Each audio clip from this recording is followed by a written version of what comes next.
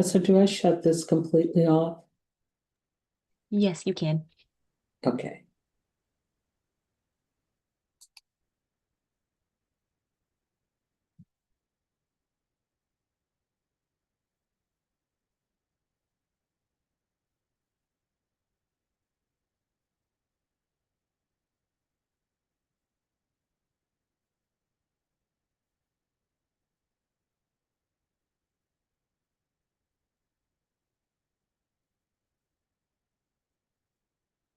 Hello. Thank you for joining us. I am Marguerite Austin with the Recreation Conservation Office. Today, volunteers from around the state have come together to review grant proposals submitted by applicants interested in applying for the water access category of the Washington Wildlife and Recreation Program. You will hear these advisors provide technical feedback to those applicants as they prepare to submit their proposal for review and evaluation in August. I want to say thank you for joining us, and we are just about ready to begin with our first applicant. So thank you.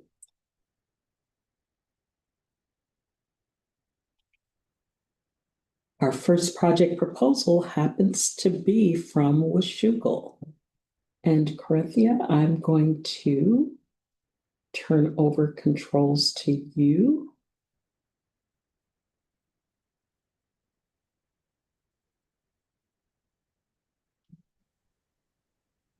But I think I have to share my screen.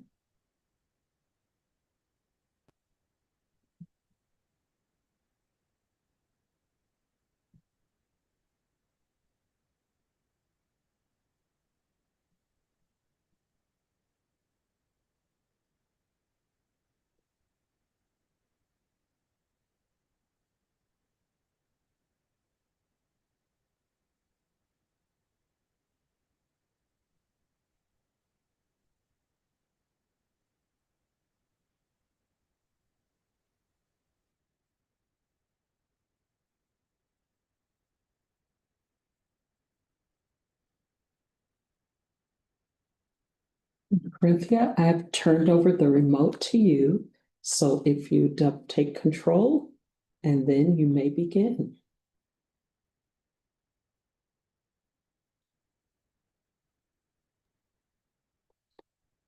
And try using your back arrow. There you go. Okay. Good morning. I'm Corinthia Barnhart, and I'm with the City of Washougal, and I'm presenting the Schmid Family Park Phase 1 Water Access Improvements. This project creates a formal managed public access to the Washougal River for non-motorized water-related recreation. Washougal is a riverfront community, but safe and formal public access to the Washougal River is limited. This project addresses that gap at a city-owned riverfront park property. And the project also includes restoration and stabilization elements, but those are there to support sustainable public access and reduce impacts from unmanaged use.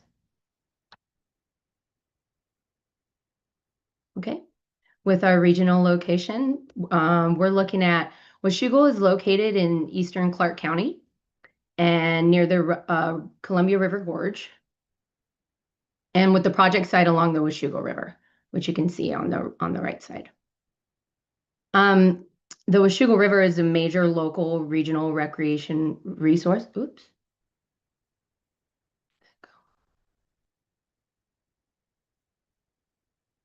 I'm not sure why that went back. Do you see it on? I guess my toggles aren't really Why working. don't you just double click? There it went. Okay. Okay. So the Washougal River is a major local and regional recreation resource. People are drawn here for the water, trails, nature, and access to the gorge landscape, of course. But despite the riverfront identity, the city has limited formal access to the Washougal River. And this project begins closing that gap. Okay, so with site location. This map here shows the project in relation to the Washougal River, the Columbia River, existing parks, schools, and neighborhoods. The site is positioned to serve nearby residents, students, families, and the broader Washougal community. It's not a remote river access site, where this project is sited. It's embedded in the community near residential areas and schools where improved access can benefit people who live, learn, and recreate nearby. The value of this site is that it can provide direct everyday access to water-related recreation and are within our city's park system.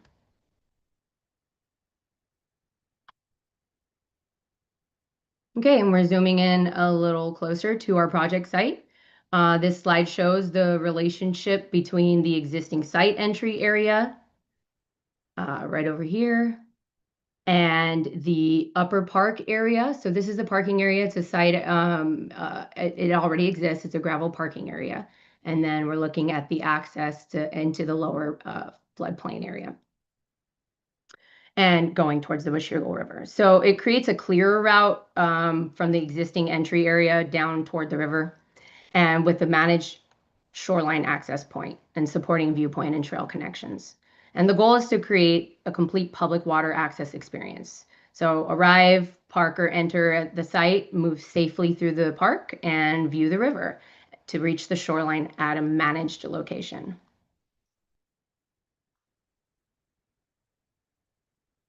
Okay, public need and the service area gap.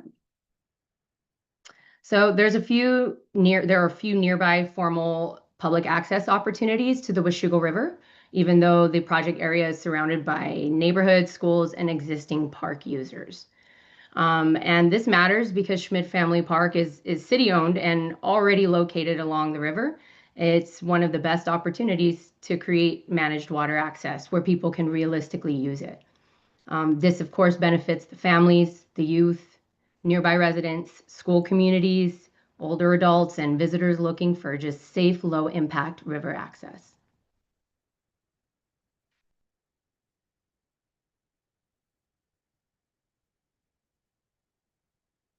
Okay, we're looking at our existing conditions. So this aerial view shows the upper site area, the lower site area, the access point, and the river, of course. But it helps show that the physical connection exists already, but it's not yet developed into safe or formal public access. People can see and reach the river, but the site lacks an intentional, accessible, and managed route to do that safely. That is the public need here. And the community has a riverfront park property, but not yet a reliable public water access experience.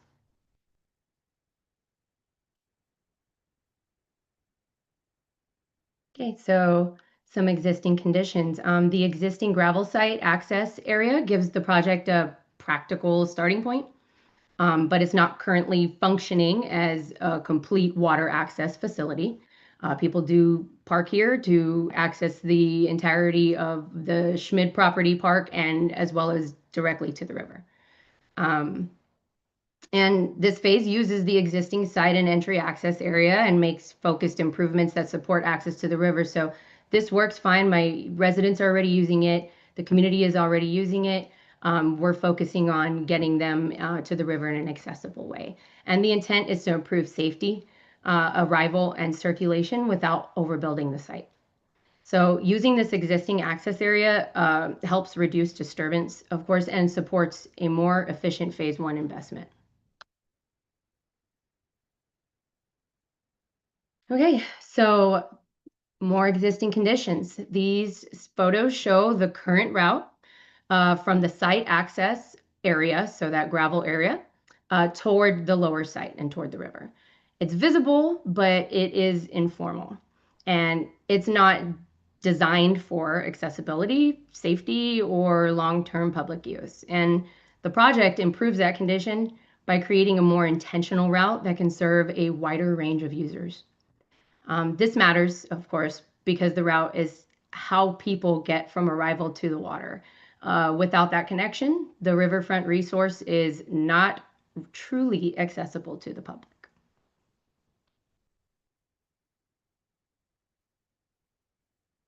And these are what I like to call, we're getting a little bit more of a view of what I like to call social trails, but they are informal routes, and um, it it's created by the public. So social trails, right? So these are the routes that people are already taking and in their attempt to try to reach the river, which is just information for us. And it's a strong piece of evidence to let us know that they're not waiting. The community is not waiting for us to create that access. They're already finding their way to the water. But unfortunately, those routes are not safe, accessible, maintained, or designed to protect the shoreline. This project will give the community what they're already seeking, and but it does so in a safer, managed, and of course more sustainable way.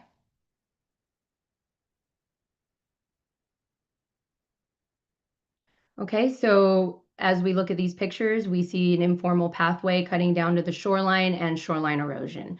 It shows the consequence of unmanaged access, and people are cutting down to the shoreline, and the results, of course, are erosion, vegetation loss, as you can see, and unstable informal entry points.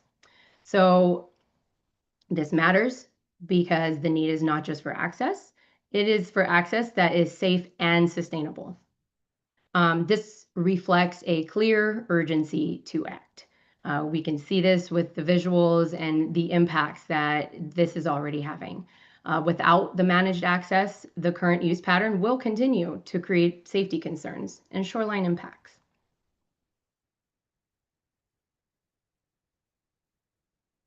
These photos show the quality of the river, and even before construction, you can see it's beautiful. It has strong scenic and recreational value. And not every visitor will need or want to enter the water. Some will come to view it, observe nature, rest, walk, gather informally. Those are still important, and those are still water related recreational experiences that the community is seeking. Of course, the Washougal River is an asset. This project is about making that asset safely and equitably available to the public.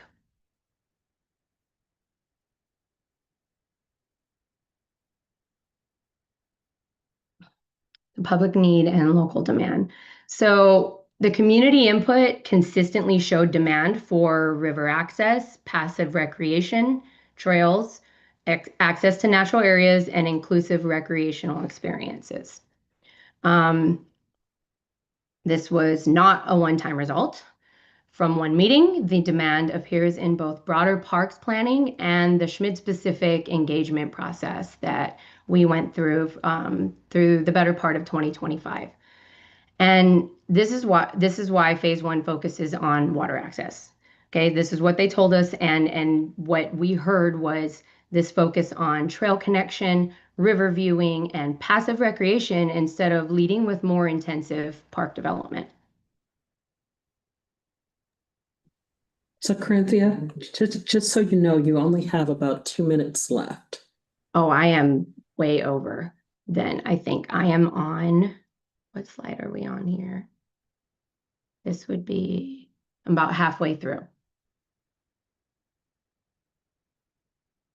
I didn't hear you, but I will finish until my time is up and then I'll get that feedback. Does that work? Okay. Yes. Okay. So our pros, goals and policies, the project directly implements the city's pros goals to maximize public enjoyment and protection of waterfront resources. The highlighted policies that you see here recognize the Washougal and Columbia Rivers as unique local recreation resources and call for public waterfront access where conditions permit, support geographic distribution of our access points, and encourage habitat protection. Schmid Phase 1 is a direct implementation project. It creates access, distributes riverfront recreation opportunity, and does so in a way that supports natural systems.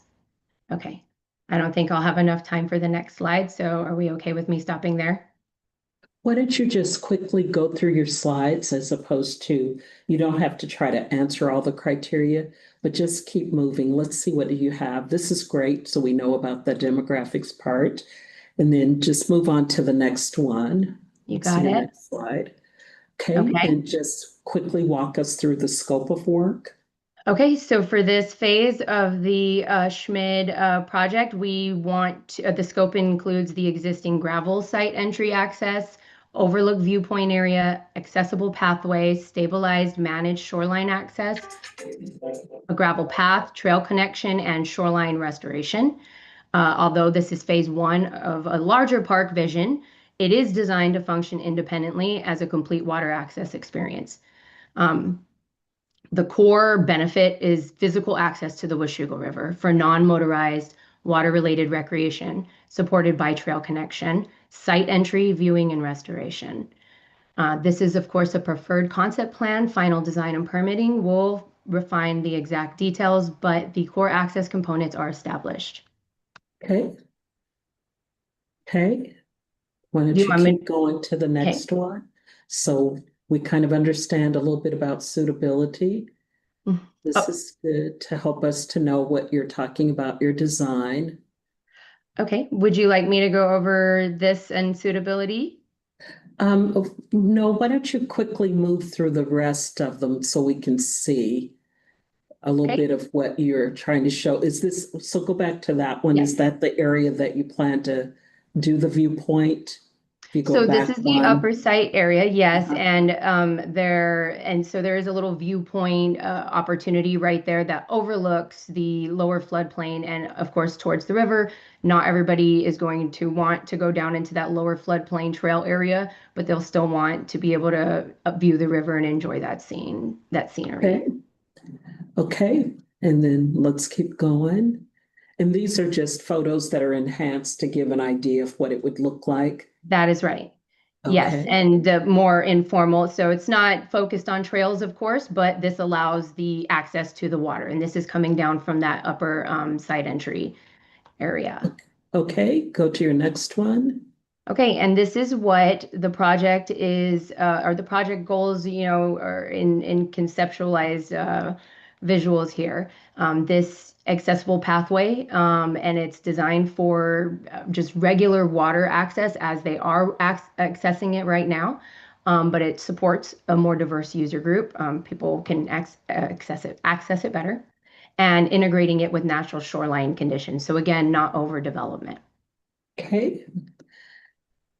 Then, okay, you'll have a chance to talk about, okay, and how you did your engagement.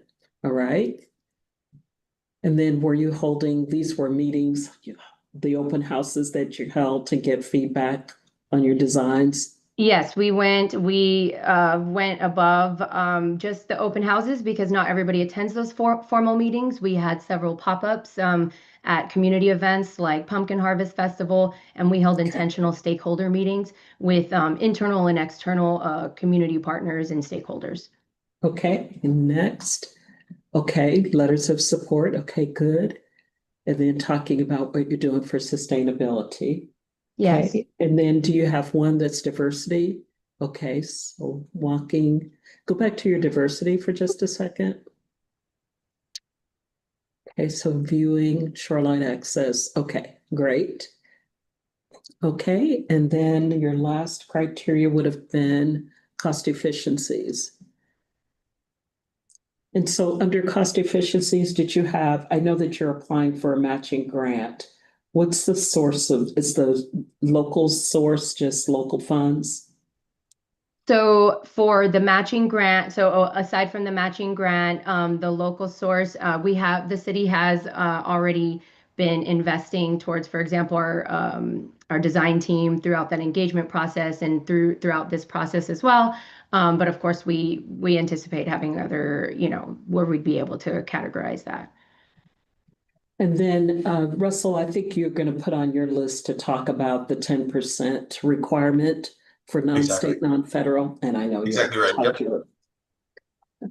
Thank you so much, Corinthia. I'm going to take control here and then, so if you stop with the mouse, what I want to do is to move back to so people can see your plan and then give folks a chance to ask questions or give comments. Okay. Questions or comments for So you already know that you're going to practice so that you can go fast because 12 minutes goes by very quickly.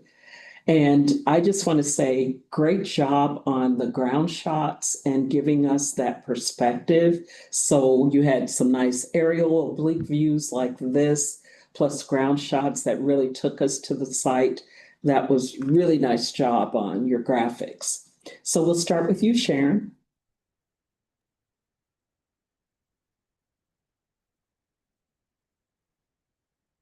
And Sharon, don't forget to unmute yourself. Here we go. Yes, great job there. Just two questions for you. How many miles of new developed trail are you considering? And with access to the shoreline, how many feet of accessible shoreline access are there for people to walk on the rocks or fish? And so, Corinthia, don't Yes. feel you don't necessarily need to answer these right now because we don't have the time for it. Mm-hmm. But it just says that make sure that's included in your script when you come back to present later on. Sharon, Understood. did you have something else that you want to make sure? That was it. Thank you. Okay, great. Gina, thank you.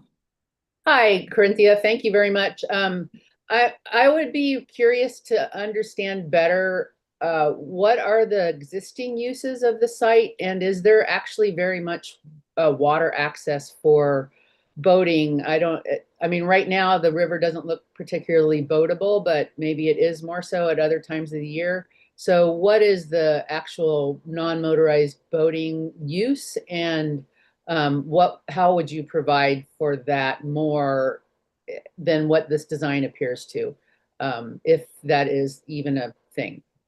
Thank you. Hey, Gina. Garrett, do you have a comment or question? Yes, Corinthia, awesome job on it on the accessibility piece. I love the visual of the ramp. Question for you: have you folks thought about dropping that ramp down to where it actually enters the water?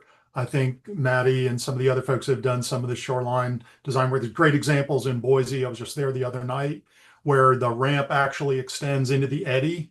So it's truly accessible for people to get down into the river, and it kind of unlocks both the portage access point and the walkability to. So if you're going to put that money in there and having it kind of more parallel rather than stubbing directly into the river, depending on what your flows are.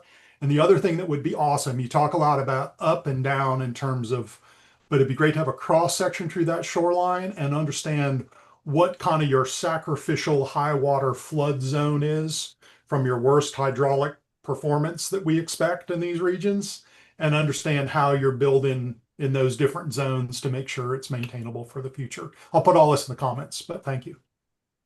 Thank you very much, Garrett. And then our last comments come from Maddie.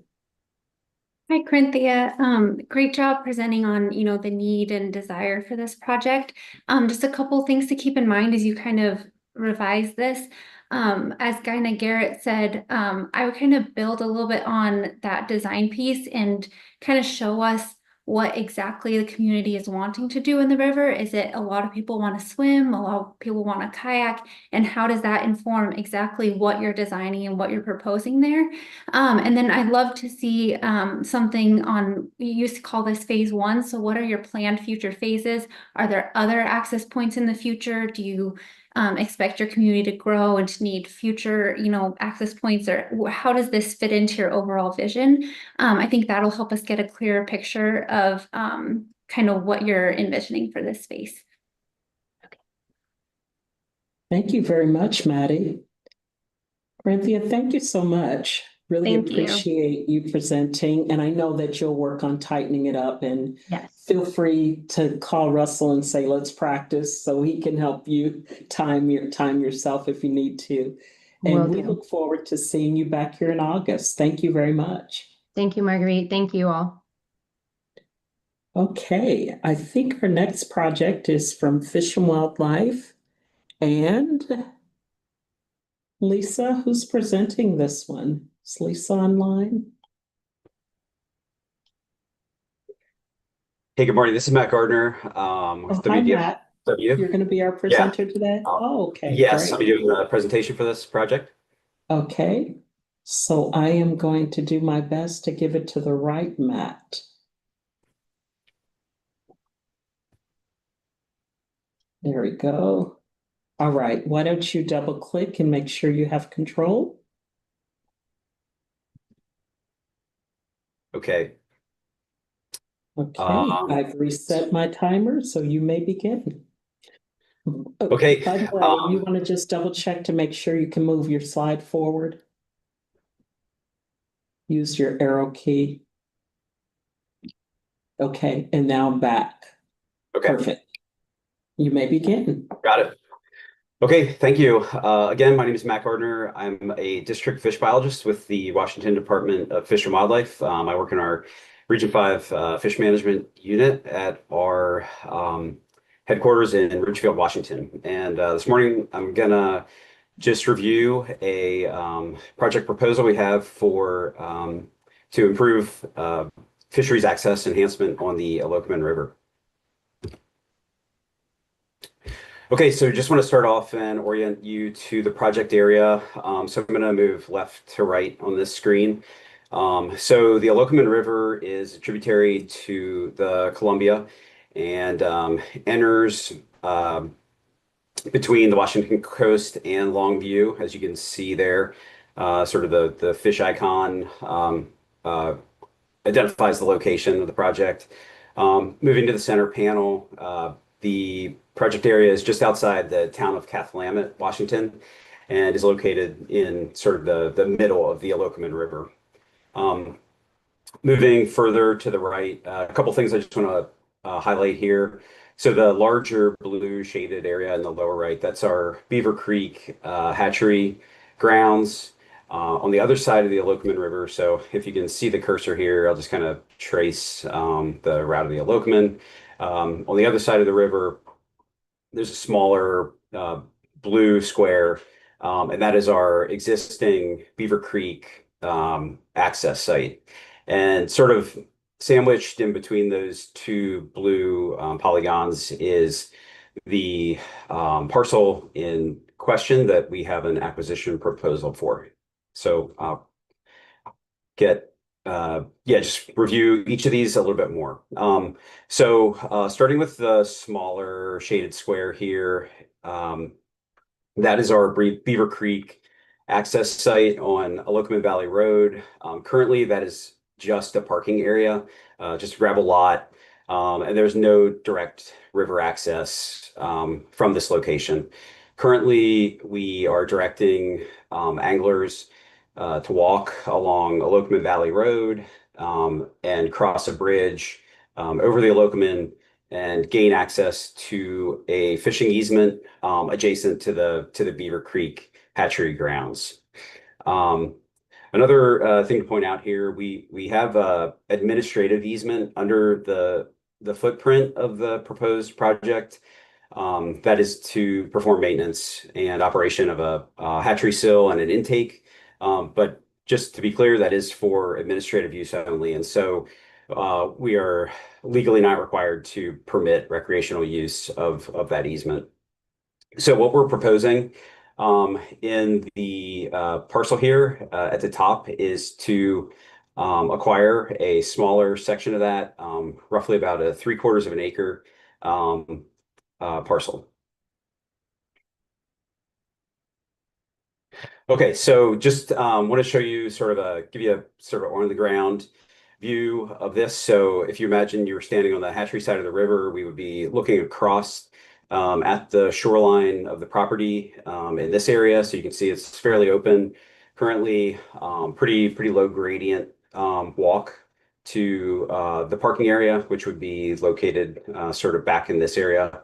One thing I do want to point out here in this image too, that will become important for our reasoning or rationale for this is this faint line you might see through the river landing over at the riprap on the far shore. So that is our hatchery sill that sort of raises the river level for the intake. Okay, so just to discuss the need for this project a little bit more. For WDFW, the Olocumid River is very important. This is the only Washington river between the coast and Longview that we currently release hatchery salmon and steelhead into for harvest opportunity. And our current programs there are summer steelhead, winter steelhead, and coho. And to really illustrate the current need for this project, I want to review some of the past access that was available to anglers to the Olocumid. And so what I'm showing here on the right side of the screen is the configuration of an easement that then the Washington Department of Game had with a property owner along the Olocumid. For the time being, just forget all these parcel numbers and just envision that this was all one large contiguous property. And at the time, that's was the conditions available. We had a large property with a single owner with a large amount of riverfront parcel with or river frontage for angler access, and they supported access through easements, and these were critical access points for recreational fishing. Through time in the Olocumid Valley, that type of access has been reduced. Uh, this parcel has been subdivided significantly. You can see here now there's about 9 different property owners, and access through private property for recreational fishing is not available, and so access has become very limited along the Olocumid. So just to review sort of what the current conditions are, again, a little bit more. So we have the parking area on the northwest side of the river. On the hatchery side, adjacent in the river, there is also this a fishing easement that is available for bank access. And then there's also sort of an older legacy pedestrian easement that used to connect to the older fishing easement when it was on the other side of the river. And at this point, we sort of refer to it as the easement to nowhere because it is specifically written for pedestrian use, and we don't feel that there is it is available for recreational boat launching or that type of use. And so at this point, those are sort of the conditions that we have for right now. And so we feel that the need for this project is to really reestablish a direct public access to the river from the existing parking lot. And specifically, as these areas or this type of access has been lost, we see increased use of small hand-carried, hand-launched boats that anglers are using. These don't necessarily require trailers or a formal boat ramp. These are sort of the inflatable cataract style rafts. And that's sort of what we're thinking about with this project. So just to contextualize this project relative to some other accesses. So we also own and operate the upper Olocumid access. So it's upstream of the Beaver Creek site. Anglers are currently using this. There is a sort of primitive launching capabilities, and so this is an area to drift, and the proposed project would provide sort of a publicly available area with direct connection to that existing site. Additionally, downstream, there's an area locally known as the Dollar Hole. This is on private property, but has been available for anglers to use for decades. That's another location we've expressed interest in, but are still working on potentially. But so we think this is a good intermediate spot between those two locations for this type of access to the river. Okay, so just to summarize the scope of the project, again, so it would be a small subdivision of the parcel here in the center, so represented by the red sort of area, roughly about 3/4 of an acre. Okay, and the intent of this area is that it could potentially provide an area for anglers to either launch on the downstream side of the sill, or retrieve boats upstream of the sill, or to provide publicly available or public land for portage around this hatchery sill. And I think this picture really illustrates the need well because, as you can see on the hatchery side, there's a lot of infrastructure on this side that we definitely don't want boaters to interact with. And so the preferred situation would be to have publicly available site for portage on the far side of the river and some upland there. Okay, so just moving on to the immediacy of this threat. So we think this provides a really rare opportunity to reestablish river access at an existing WDFW property. Again, it's sort of located centrally between two other existing river accesses. Additionally, sort of a pervasive problem that we face throughout Southwest Washington tributaries is just the presence of private property and really any opportunity we have to reestablish an access site and gain public access to a river like this for recreational fishing is a good thing. Additionally, we think this it's a small project, a small area, but really secures a long-term access for anglers access and harvest salmon and steelhead that are produced at the Beaver Creek Hatchery. Okay, so moving on to site suitability. Again, this acquisition would directly connect with an existing site. We have a parking area there. There's restroom facilities already at this site. Again, the area between the river and the parking area is a pretty low gradient, so it provides a spot that's fairly easy to carry these smaller hand launched or hand carried rafts down. It's downstream of the upper elopement site, so would provide that takeout location or potentially serve as portage around some of that hatchery infrastructure. So Matt, Yeah. I'm sorry, but we've run out of time on this one. Okay. So what I'm going to ask is that if we can just quickly, you may need to double click, just move through the remainder of your slides and maybe just show your visuals very quickly. And then we'll Sure. give chance for the reviewers to ask questions. So Okay, double click. Yeah, may have lost control here. Yeah, so double click. Now you can go. There we go. Okay, so this was really my last slide, just kind of gives the overview of engagement we've done with some of the neighbors on the other side of the river to sort of convey the importance. Yeah. Okay. So opportunity for team members, and you may want to queue up for questions that you have. So Matt, as you were going through, one of the things that I noticed, while it seems like you've covered a couple of the criteria, but may not have all of the criteria in your presentation. And so I know that you'll work on making sure you're addressing all. And then I just want to encourage you to be careful about using too much text because, yeah, it visually taking us to the site. And I really appreciated the photos that you had.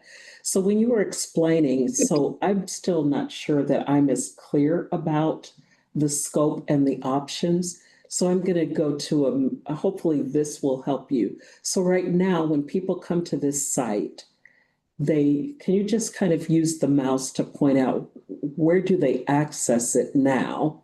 And where do they go now to get to along that fishing bank? I'm not sure I was as clear about that. Yeah, so bank anglers that wanted to fish, so there's an easement adjacent to the hatchery property along this area here. So they could park at this access and walk across Oh, okay. to along the They're road. going Yeah, up to the road to walk back over to the easement area. correct. Correct. Okay, Yeah. okay. But this relative to the other one is much smaller to previous iterations of the easement. And so yeah, we're just seeing more some boat use. And yeah, this opportunity would help facilitate that from this site. So then you anticipate they would be bringing like car top boats where they can actually get in from the parking area. They would be able to just come straight to the river and get in and be able to go fishing. Correct. Yeah, we're seeing these sort of cataract style boats. If you're familiar with those, they generally have like two inflatable pontoons and a frame. So it's something that could be either transported in the back of a truck, typically, or something like that. Okay. And let's go to Gina. Hey, Matt, thanks a lot. I think the thing that would be really helpful to hear about from my perspective is, where was I going with this? I'm sorry. Oh, what is the probability of loss of this parcel to not being able to provide for public access? And that would be under the immediacy of threat, I think, would be where you might address that. Thank you. Thanks, Gina. Garrett? Thanks again, Matt, for presentation. When you look at the overall stretch of the elopement here, it would be great to understand how much river people are getting access to, because you do have a scale and everything, but I think that overall would be like, hey, you plug this thing in the middle and it gives you cataract access to like 2 miles of the elopement or whatever that is. Like, I think that'd be a great thing to drive home. Thanks. Thank you. Thanks, Garrett. Tanya? Yeah, so I was just to get oriented, I'm thinking that some ground level pictures like of the existing parking lot, and then I think you mentioned that there was restrooms there to kind of show that to orient, and then how where that access would be. And then the other question I guess I had would be to just firm up that yes, we have a willing seller, and that this would be, like you're saying, either like a boundary line adjustment or whatever, and how many total acres you're looking at. Okay, thanks. Thank you. Thank you. And we'll go to Janet. Hi, this sort of goes back to Carrie's question. It's in the information that we've already received, it's a lot of money for a very small parcel. And I'd like more information in your next presentation as to why, that particular land, how they can ask for that much money, basically, or why it's worth that much money for a quarter of an acre. Thank you. Great. Other questions or comments? So Matt, now that you've had a chance to do this, you know that there's a whole series of questions that you'll need to address. And then I know that it was helpful to have sort of that concept of what you're trying to accomplish. But as you can see, because we weren't seeing the parking area, we still had questions about, okay, we're not sure, and where do they portage over, and are they trespassing? So I think you can kind of help us to clarify a little bit of that early on, and then being able to jump into and respond to the criteria. So hopefully this is helping you to know some things that you might want to work on to get yourself geared up for evaluation. Yeah, absolutely. Appreciate all the feedback and thoughtful questions. Thank you. Great. Look forward to seeing you in August. Thank you. Right. Thank you. And we are sticking with Fish and Wildlife, but we're going to move to Pampa Pond. And I really don't think I know anything about this particular site. So, Adam, are you the one that's going to be presenting this one? Yes, I am. Good. I'm going to turn the remote over to you. And Perfect. so now I'm going to ask you to double click and then see if you can move it forward, move your slide, and then Use your back arrows to go backwards. Go back one more to get to your title slide, and my clock is ready. So you may begin. Thank you for joining us. So let me see here. I got my notes here, so I'll go ahead and use those. Or I wonder if it'd be easier if I could just, oh no, can't share the screen. Okay. Okay.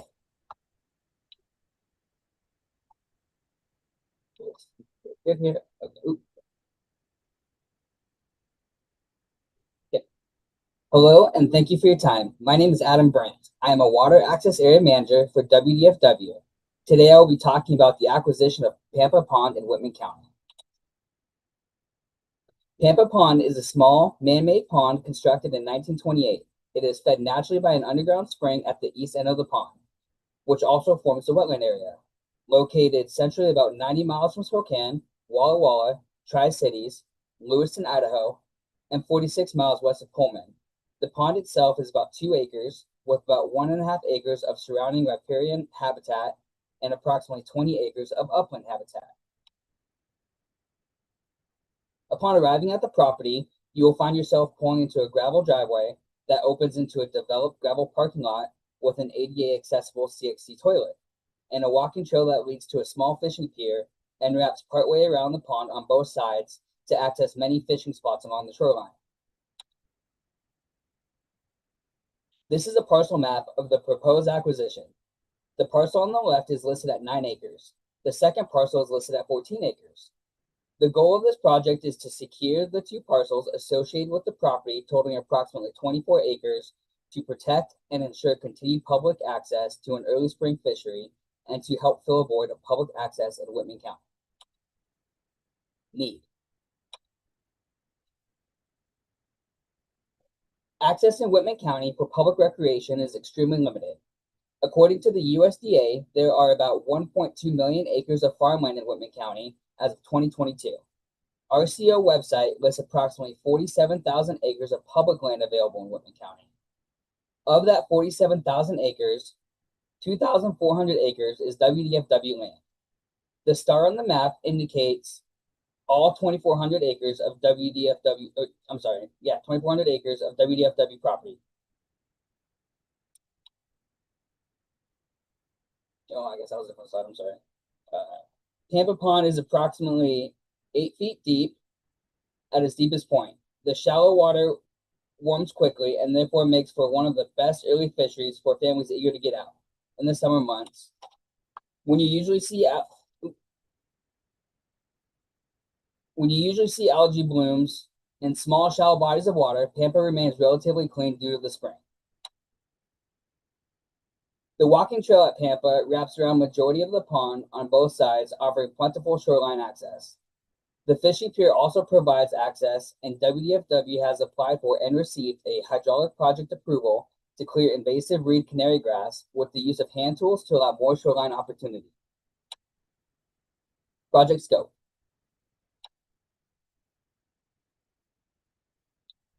What is being proposed and why? This project proposes to acquire 2 parcels totaling approximately 24 acres of diverse habitat in perpetuity to ensure permanent public ownership and long-term recreational access.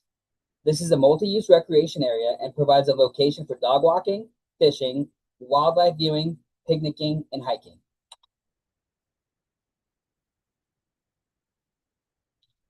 Pampa supports a diverse riparian and upland habitat, which includes shrub steppe, native bunch grasses, pollinator-friendly plants, trees, and a scenic rolling hills landscape. Currently, Pampa provides the community with plentiful recreation opportunities through existing natural and man-made features. Fishing opportunity is present through shoreline access. Locals use the trail around the pond to walk their dogs and hike. Picnic tables are placed along the trail as a resting spot and a place to enjoy a meal while bird watching and wildlife viewing. Immediacy of threat. Pampa Pond currently lacks the protection for permanent public recreation access. Lacrosse Lions Club had taken on the responsibility of maintenance. This group works on volunteers and because of that cannot keep up with the frequent use this property sees. Before the maintenance agreement with WDFW, the property was falling into disrepair. Maintenance needs such as bathroom cleaning, dead trees, noxious weeds, litter, and vandalism was piling up. This leads to a growing concern of the property being sold, which could result in the restriction of public access or land conversion, resulting in destroyed habitat. Potential for loss of habitat is very real from either private sale or land conversion. Part of this habitat includes shrub steppe. Shrub steppe is an arid ecosystem found in eastern Washington. As one of Washington's most diverse ecosystems, shrub steppe provides habitat for species found nowhere else in the state, such as the greater sage grouse, sagebrush sparrow, and burrowing owl. It is listed as a priority habitat and is threatened by climate change, wildfires, and conversion of shrub steppe to cropland.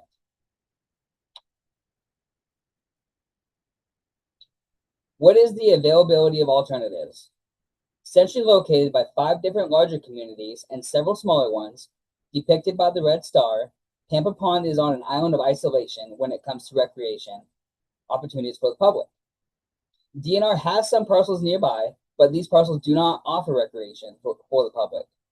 A 45-minute drive away, State Parks has Palouse Falls.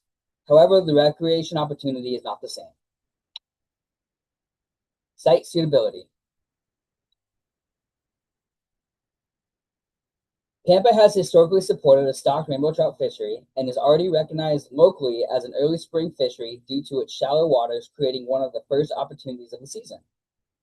The pond is stocked with about 6,000 fish annually, with 200 of them being listed as 14 inches or greater. There is documentation going back more than 20 years of this pond being stocked with rainbow trout by WDFW. The surrounding landscape provides open views, wildlife habitat, and a rural setting that enhances recreation experience while preserving the character of the area. This property is home to several different species, including but not limited to rainbow trout, amphibians, birds, deer, several different pollinators and pollinator-friendly plants, native blue bunch wheatgrass, and a Washington state priority species, white-tailed jackrabbit. One bird spotted in the wild is the ring-necked pheasant. It is one of the largest and most brightly colored of Washington's upland birds. They are the most popular upland game bird in Washington state and is listed as a priority species in the southeastern part of the state. They prefer semi-open, agricultural landscapes with grasslands and brushy cover. The most common fish you will see on the bank and splashing on the surface is rainbow trout. Pampa Pond has historically supported a healthy stocked rainbow trout population. Another species that calls Pampa home is the candidate species white-tailed jackrabbit. This species is listed as a species of greatest conservation need. The species now only occupies a small portion of its historic range in the state, and small subpopulations may be susceptible to local extinction. Conserving existing and restoring degraded shrub steppe and grassland habitats affected by agriculture to provide necessary cover and food resources is needed for conservation of this species. Project engagement methods. Region 1 Director Mike Cuddle Jr. has reached out to local county commissioners with a detailed letter that describes this project and, in short, all the points I am talking about with you today. Water access staff has been actively engaging with members of the public on site to answer questions and has been fielding calls from members about the acquisition.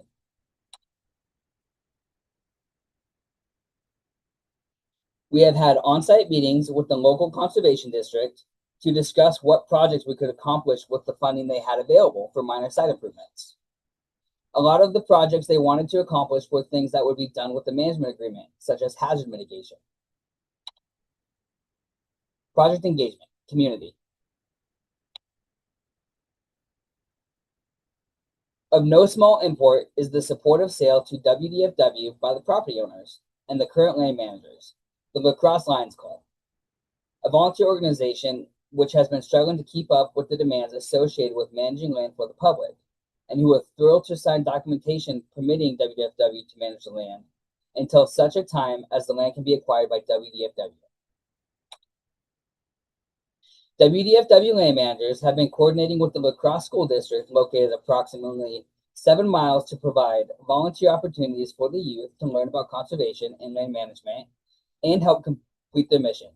In partnership with families, youth, and community, is to prepare all students to become responsible citizens, reach their potential, and compete successfully in a changing, challenging, and diverse world. This opportunity would not exist for them without Fish and Wildlife's involvement. Due to its location off the highway, Pampa sees frequent site use, which gives access area staff the opportunity to hear the input from members of the public using the site. The positive reinforcement from them has motivated us to continue the acquisition project. Project engagement, partnerships. The Whitman County Conservation District was established in 1966. It provides technical, financial, and educational support related to the conservation of natural resources in southern Whitman County. They have made their support known through project collaborations and supported the recent HBA request to improve shoreline access at Pampa. Another partnership worth highlighting is one of the Washington State University. They have an integrated weed control project. This project provides free biological control, such as insects, mites, and weevils, to landowners and managers for managing noxious weeds. The backlog of weed maintenance makes Pampa a good release site for some of these biological control agents. Cost efficiencies. Current existing infrastructure includes large gravel parking area, ADA accessible toilet, floating fishing dock, picnic tables, gate, and a walking path bordering the pond. While these amenities have been slightly neglected for some time, they are still in usable and serviceable condition, allowing them to be maintained and enjoyed by the public for years to come. Having dedicated staff in place to maintain public lands is a cost-efficient investment because it prevents small issues from becoming expensive repairs. Routine upkeep like trail maintenance, litter removal, and hazard mitigation reduces long-term damage, improves public safety, and lowers liability risks. Consistent staffing also helps protect natural resources and infrastructure, extending the lifespan of facilities and reducing the need for costly emergency interventions. It should come as no surprise, WDFW is no stranger to operating on a less than ideal budget. One way we combat this is using our growing list of volunteers.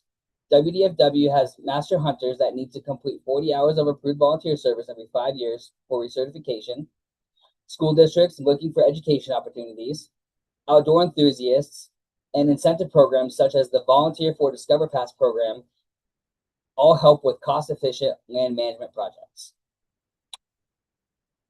To summarize, with the acquisition of Pampa Pond directly aligns with WDFW's mission, which is to preserve, protect, and perpetuate fish, wildlife, and ecosystems while providing sustainable fish and wildlife recreational opportunities. Thank you for your time. I will now take any questions you may have.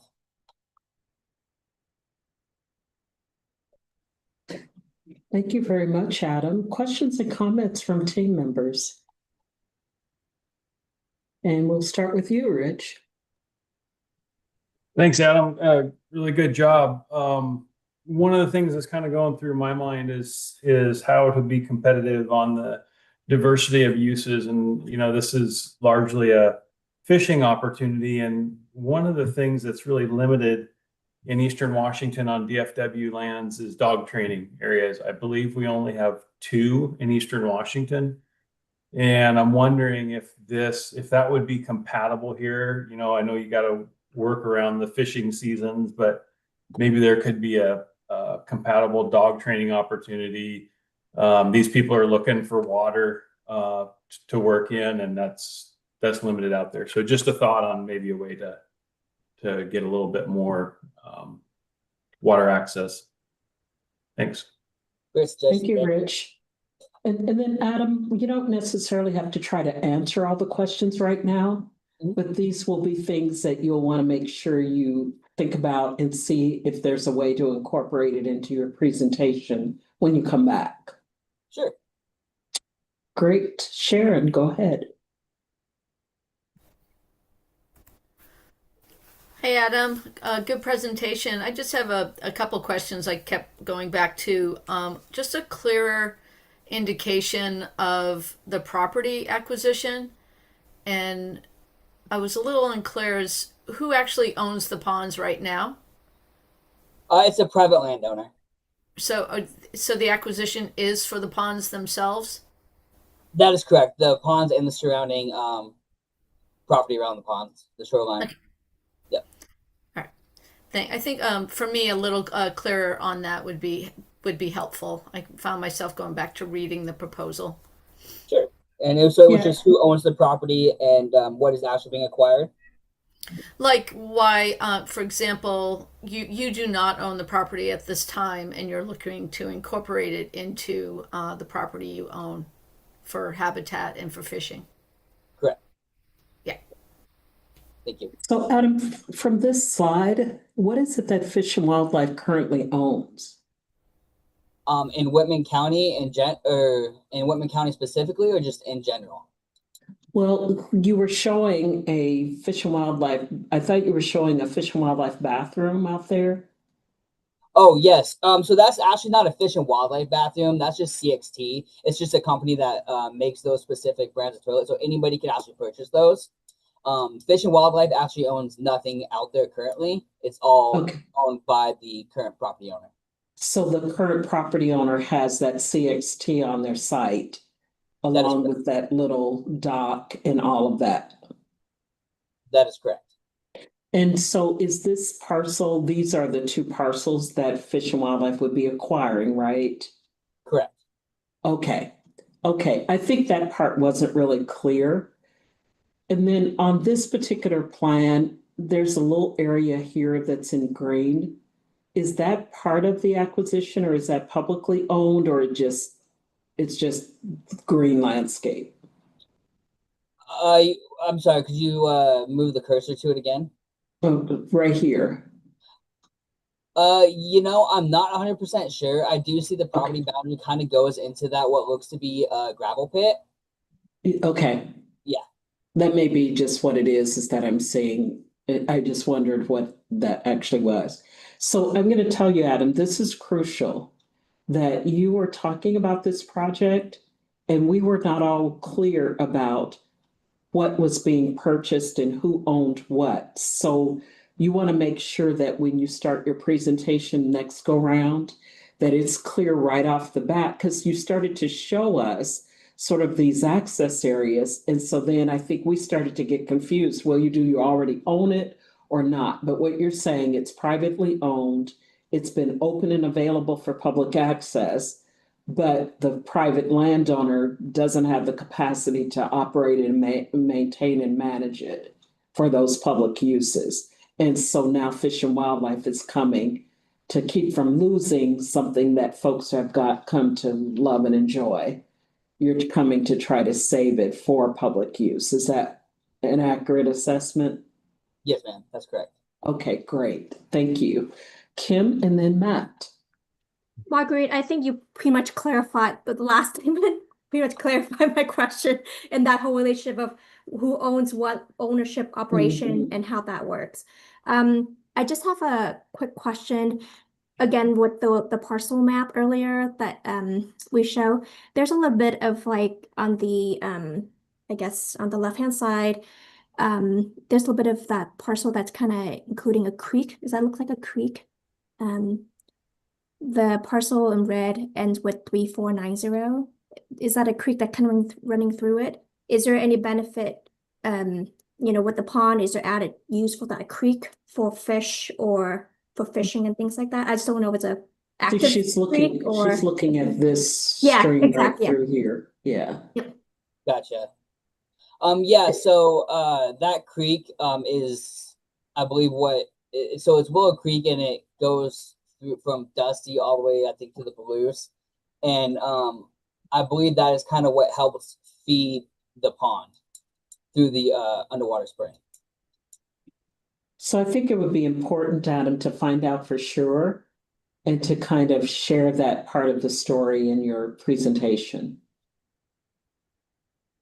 And thank you for that, Kim. you're absolutely right. It does look like a stream, and is that stream actually on this property? So yeah, that would be helpful. Matt, you have a question or comment? It's fascinating here that you can acquire an entire body of water for $300,000. So I would make that very, very clear, building on what Marguerite said. And then I also think it'd be really helpful to show what would happen to this, or the owner that has it now, if they don't sell to you, what they're going to do to it, or what could happen to it otherwise. Because I think it's really, really rare to be able to get an entire body of water at 26 acres for $300,000. So I just think really making that the front line of the advertisement would be very helpful. Thank you so much, Adam. We really appreciate you coming and sharing. Gina is going to ask the last question, and then we're going to take a short break. Okay. I wasn't very clear on kind of what are the current uses and if there's any data around who's using it now, approximately how much it's being used. And then what are the population, areas surrounding this? Is there any, is it a long ways to get to this place? It appears to be, but, I know it's rural. That's fine. And that's cool that there's access to rural, but, what are the population centers that are this is serving? Right, and I think so I did mention it's centrally located about 90 miles from Spokane, Walla Walla, Tri-Cities, Lewiston, Idaho, and 46 miles west of Pullman. Should I maybe elaborate that on a little bit more? Are people coming from Pullman and Tri-Cities to get there, or who's using it? I guess sure, with the limited recreation use of Whitman County, I absolutely believe they are. Yeah. Cool. Okay, I think that would be helpful. Yeah. And if you can get some more definitive data about that, because there's a lot of other areas that people can access. So that's the reason we're asking the question, because I really don't expect that many are driving from those distances to get to this place unless there's something very specific they're coming here for. It's kind of like somebody else was asking the question about dog training. I don't know why people would want to travel a distance to get to this spot. And I was expecting you to be saying more about, it's the folks from Washtucknock or La Crosse or somewhere else that's actually coming to use it. So we didn't get numbers for the population that's actually trying to access this area. So that would be helpful to incorporate. Thank you so much. We look forward to seeing you back here in August. And I'm sure your grants manager, I think your grants manager is Lon, and Lon will have more to share with you as we provide some comments. So thank you again, and we look forward to seeing you in August. Thank you for your feedback. I appreciate it. All right.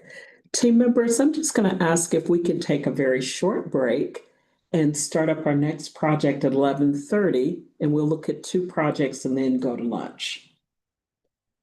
Thanks.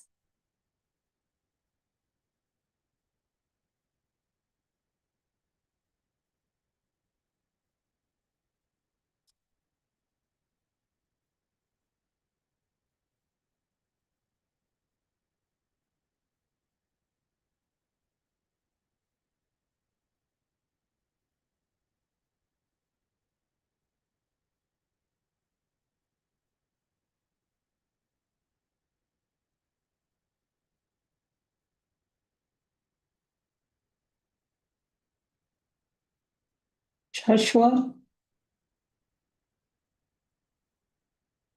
Hi, good afternoon or good morning. Good morning. How are you? I know it's getting very close to afternoon, that's for sure. I actually started at 5:30 this morning, did some well, field of work, course. and No so wonder. Yeah, you started early. Very good. I So really appreciate your time.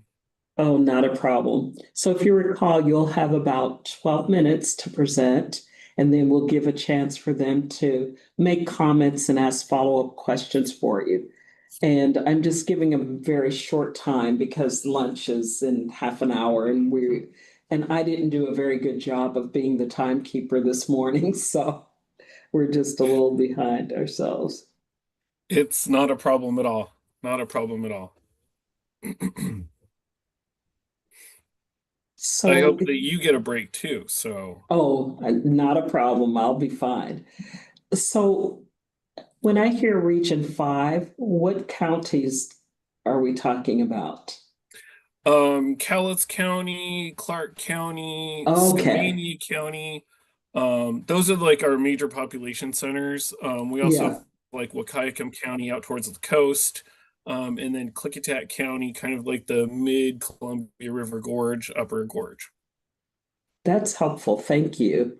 I know that Sure. oftentimes people will say they're from a particular region, and the region doesn't, I don't always quite get the region. So, okay, so I And got, different agencies chop the state up differently. So, right. you're That's exactly exactly right. right.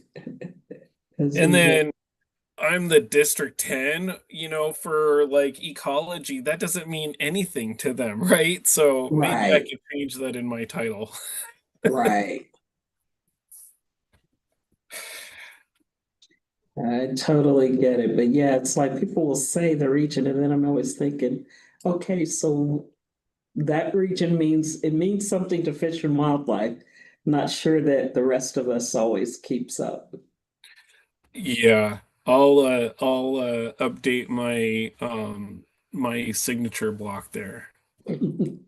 Sounds good. All right, team members, are you making your way back within hearing distance and viewing distance? Awesome. Thank you for making that a very short, quick break. And I am going to turn controls over to you, Joshua.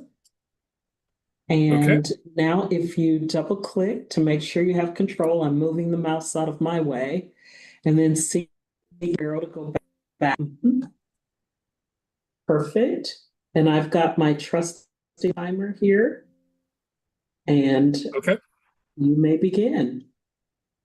Great. Thank you all for your time this morning. My name is Josua Holowatz. My pronouns are he, him. I'm the Region 5 District 10 Fisheries Biologist for WDFW here in Southwest Washington.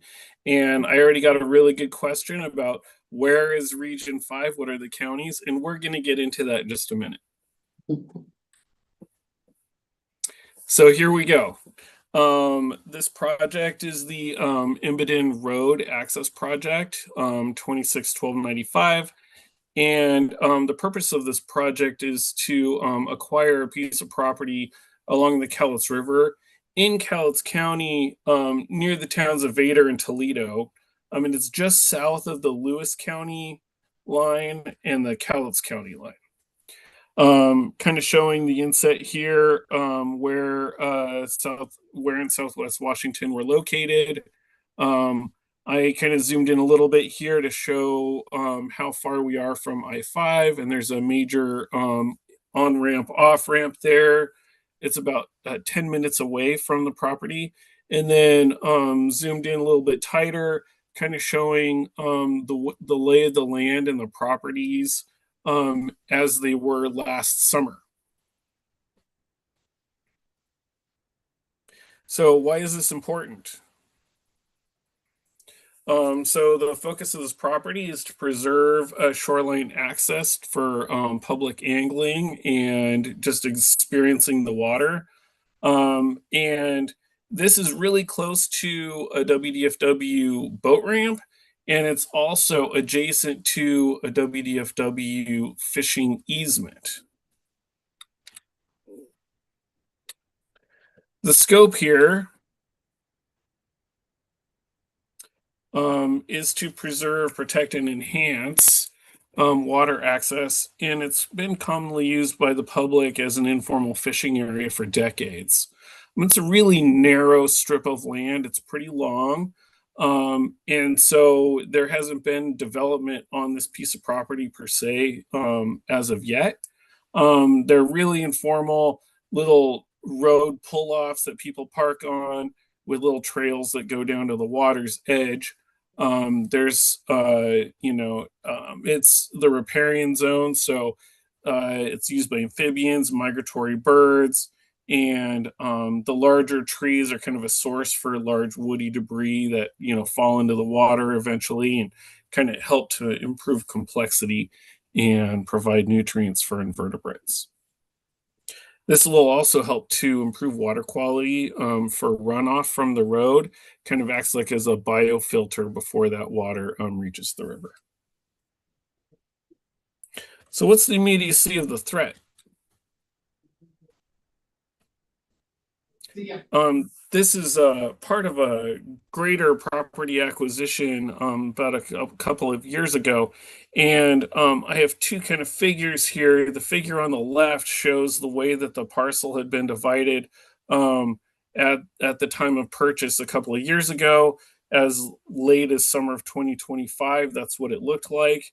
With the highlighted sliver there is the parcel that we're talking about today.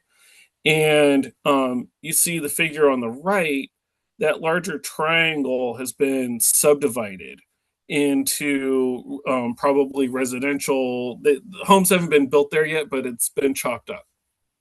And the fear is that as that becomes developed and populated, this piece there will become posted as no trespassing.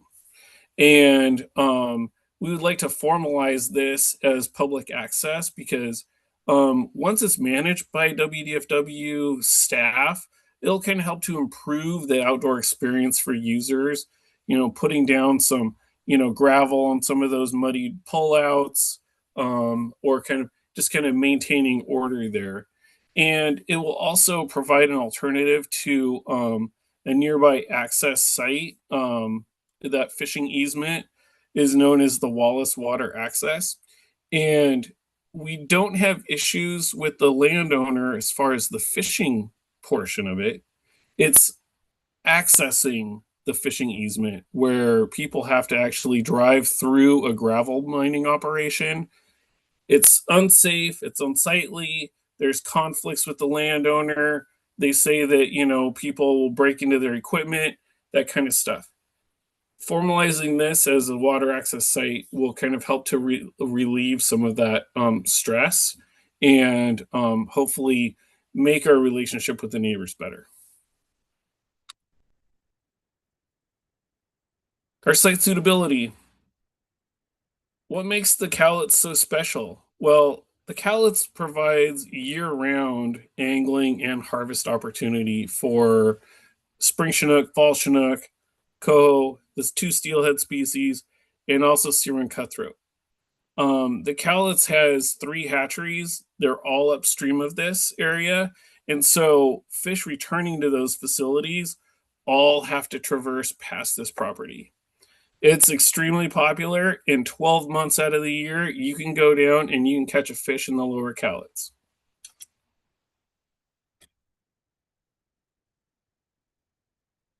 So what are the methods of our project engagement? This is culturally important.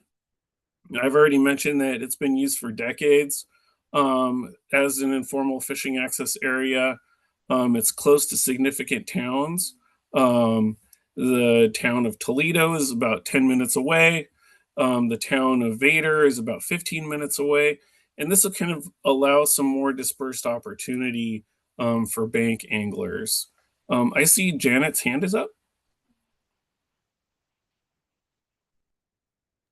Just continue on, and she's just getting the cue for when we're ready. Perfect. All right. Thank you. It'll also allow participants to kind of fish close to their vehicles, and that will kind of like expand the user groups that can fish. They can maybe have mobility issues. They can stay in their vehicle or close to their vehicle, and they don't have to traverse like really rugged riprap banks where they could have injury, or this will just kind of allow them to have an experience and participate probably with their families who maybe have better mobility, but kind of helps to expand the user groups. And then finally, this is a relatively large parcel as far as lengthwise. It's really narrow. It's like 100 feet wide at the widest, but it's really long. And there's few pieces in Southwest Washington that provide quality water access in places that people can fish. And those places are becoming increasingly rare. So how did we engage with our community? As a fisheries manager and the district biologist, I get this question almost every other day. Where can I go fish, and why isn't there more public access? This property here kind of helps to answer both of those questions. I've had some personal communication with different angling groups, the Friends of the Cowlitz, the Coastal Conservation Association, and they've all been really supportive of this. Talked to some, individual anglers also. They are supportive, and they kind of felt that, this will help to improve angler engagement. It'll help to strengthen communities and kind of help to improve and support rural local economies. And that's through bait sales, coffee, those types of things that are important for small businesses. So what's our vision? We want to leverage this nearby WDFW owned lands and these adjoining fishing easements. It'll kind of result in like the longest public river access area in the state, over 3 miles of public access. And this property is accessed along its entire length by the Imbiden Road.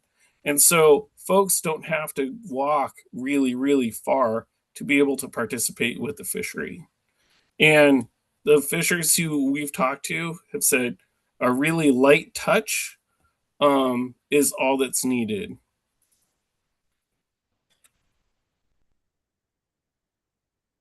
We've already discussed our proximity to other WDFW managed lands. This functioning riparian area will maintain water quality, and there's landowner, as landowner approval for future habitat projects comes up, it'll make some efficiencies for project planning and permitting.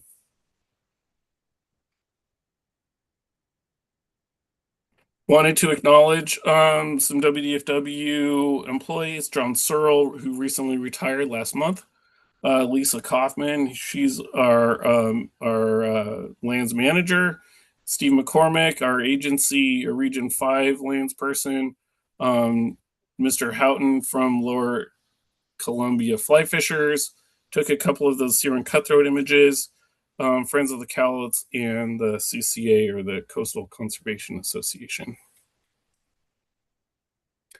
And I will take any questions. So questions and comments from the team, and I think Janet is in the queue first. So Janet. Thank you. Yeah, thanks for that. Thanks for that. Thanks for that presentation. It was really interesting, actually. The only thing that I'd like further details about in your next presentation is this whole question of the contentious mine owner, or whatever it was, gravel.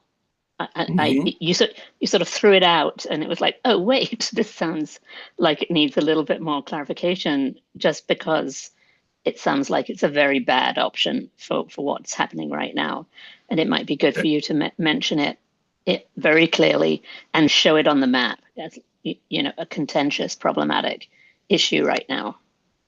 Okay. Thank you, Janet. Carrie. Nice presentation. It was really clear. I will coincide with Janet a little bit in that. I think it was, I put a note on my notes on slide 8. It was it was really clear, but then you didn't talk about the controversy at all. And it would be nice to hear about that. Okay, thank you. Yeah, thanks. And Dinah.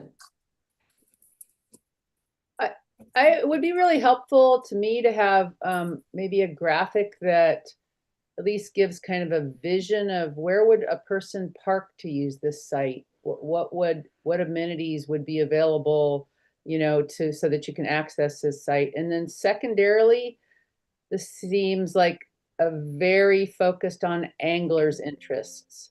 And what are the interests beyond that for water access for folks that might not be bringing their fishing rod? Okay. Thank you. And Sharon. Hi there. I thought it was a good presentation and some good follow-up questions. Mine is how many feet or miles of shoreline access is this project? I saw the acres, but I was just curious about. That's a really good question, and I will put that in on my follow-up presentation. Great. Thank you. Good. Other questions or comments? Things that you want to know, need to know that will help you when it's time to score this one. Go ahead, Matt. Don't forget to unmute. I think you had a strong presentation. Just a couple suggestions to make it a little bit stronger as you talk about how this fits into the Washington Department of Fish and Wildlife kind of chain of properties you already have. If there's any, cost estimates on what's going to take to maintain this property, especially as, more people come and use it, maybe giving us an idea of like what your expected costs are and then how the proximity of that to your other sites kind of make it manageable for you and how you're gonna add that or meet that extra cost. And just Sure. some detail on that I think would strengthen your presentation. Okay. So thank you very much. So when you started your presentation, you corrected me on two things: the pronunciation for your name and the pronunciation for the road. So will you say your name again? It's Josua. Josua, very pretty.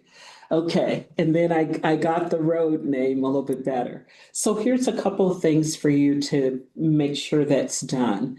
These maps were somewhat helpful, but it's not far out. In particular, the aerial view, it would be nice because you're saying it's near Vader, Toledo. It would be nice if your map zoomed out enough so we could see like Olympia and something that is recognizable. Because if you pick this up later on, you would have no idea where this is. So I think you want to zoom out your map, take up bigger room. You can use 2 slides if you need to better show. Okay. I thought it was very good when you were talking about what's happened to the land.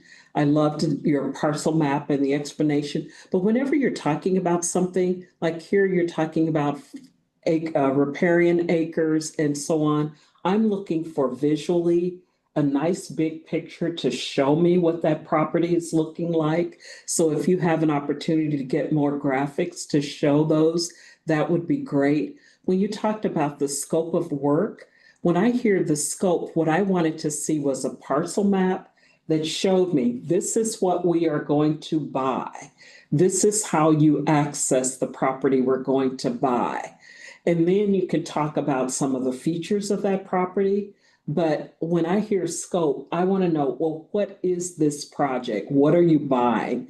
What are you protecting? And you were right, Kim, when you were saying, one of you asked, how do you get to it? How does the public access it? When you were talking about, there's another part that you were talking about. By the way, I thought this was really helpful to be able to show how the parcels are all broken up and then what you're trying to purchase. I thought that was really helpful. But I was the whole time trying to figure out, well, how do you get to it? And Okay. is there a road that runs alongside here? I couldn't quite figure that out. And somebody just asked you the question, and I was expecting it somewhere up here, is where you would have had a map that showed a nice stretch of the Cowlitz River, and then to Okay. show the key public access points. We say you kind of think about a radius of about 15 miles or so. Where are the people actually coming from that would access it at this area? I know that I've seen other Cowlitz presentations where they show tons of fishers standing on the shoreline trying to fish during certain seasons. we didn't get that impression of the public just really trying to get, and it might be at they may not have that access here, but some areas that are along this stretch where it's exceptionally crowded. So I think that would be something else to help convey the message of what you're trying to convey, why this particular piece is important. And yes, and I know you'll get the data that will help you to be able to convey how long this particular stretch is as well. Sure. Thank you very much for that feedback. And then there's one thing also that I'm going to be adding is we do some intermittent creel surveys on the lower Cowlitz, and preliminary data shows like 10% of the river effort happens in this stretch of river. So it's really significant. It gets a lot of use, and definitely highlighting that here will definitely be helpful for the reviewers. Awesome. Thank you so much. Sure. We look forward to seeing you back here in August. Thank you very much for your time. I hope you guys have a fantastic day.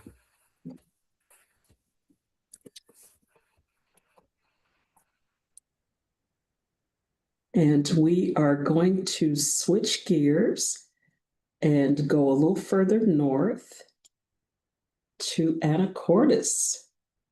Sorry about that. I didn't mean to dip into that presentation there. You didn't, you were fine. Okay. Hey, I am going to see if I can figure out how to get my mouse to the screen where I can give you control.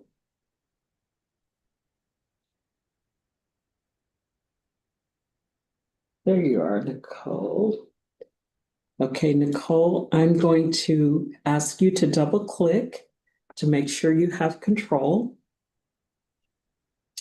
Okay. And then why don't you use your back arrow to go back?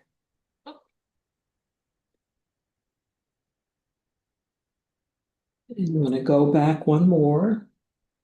There you are. And I have my trusty little timer here. Okay. Thank you for your patience with us. Sure. And you may begin. Okay.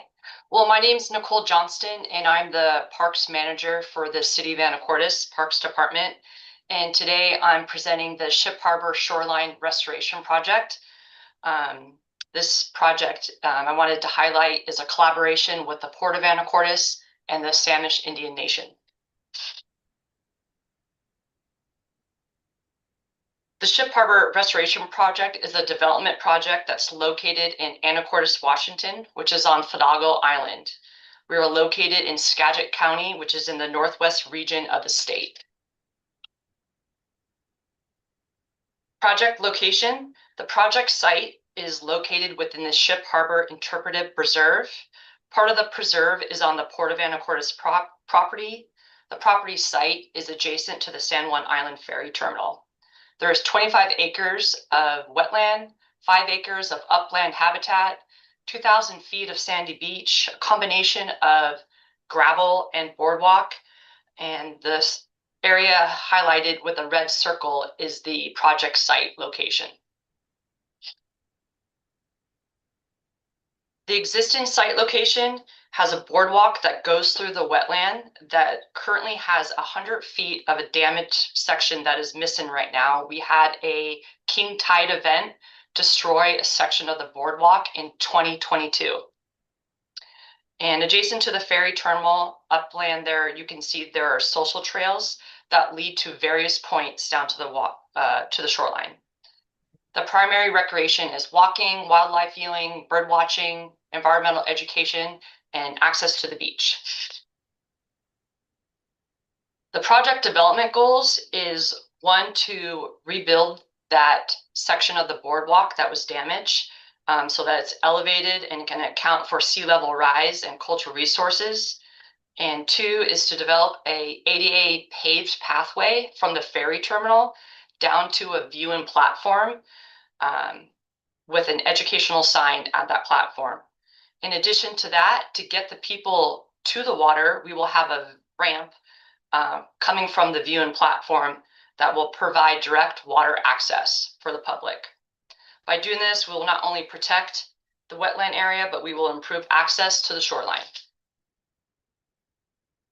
Question 1 is, what is the need for this project? We need to replace the storm damaged section of the boardwalk that has exposed wetlands to destructive foot traffic. We also need to improve how the thousands of ferry visitors access the shoreline. Gaps in access at the site lacks ADA access to the shoreline. There is also no connection right now on the boardwalk during a high tide. Current and anticipated use of the site is to enhance the public access to the shoreline while helping to protect the wetland. Again, here's the project site. You can see the storm damage and how it destroyed about 100 feet of the boardwalk. Now, when visitors get to this point, they either have to turn around if it's a high tide, or they can access the beach and cross. This next slide, sorry. So question number 2 is describe the project site and what recreational opportunities will this project provide. The project site consists of social trails from the Port of Anacortes property and a damaged section of the boardwalk. The proposed project includes, like I've mentioned, replacing the damaged boardwalk and installing a paved ADA pathway down to the beach. We will ramp from the viewing platform will also be installed.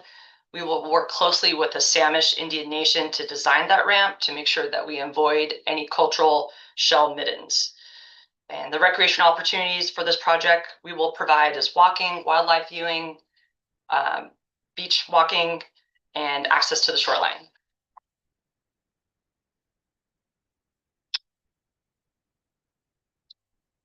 So this is a slide that's showing you what those social trails look like coming from the ferry lanes right now. And essentially, to get to the beach, there is logs and grass. And so yeah, that's a main goal there, is to get the people to the water safely. Question 4, site suitability. Is the site well suited for the intended recreational use? The site has a rich habitat, birds, beach access, and passive recreation opportunities.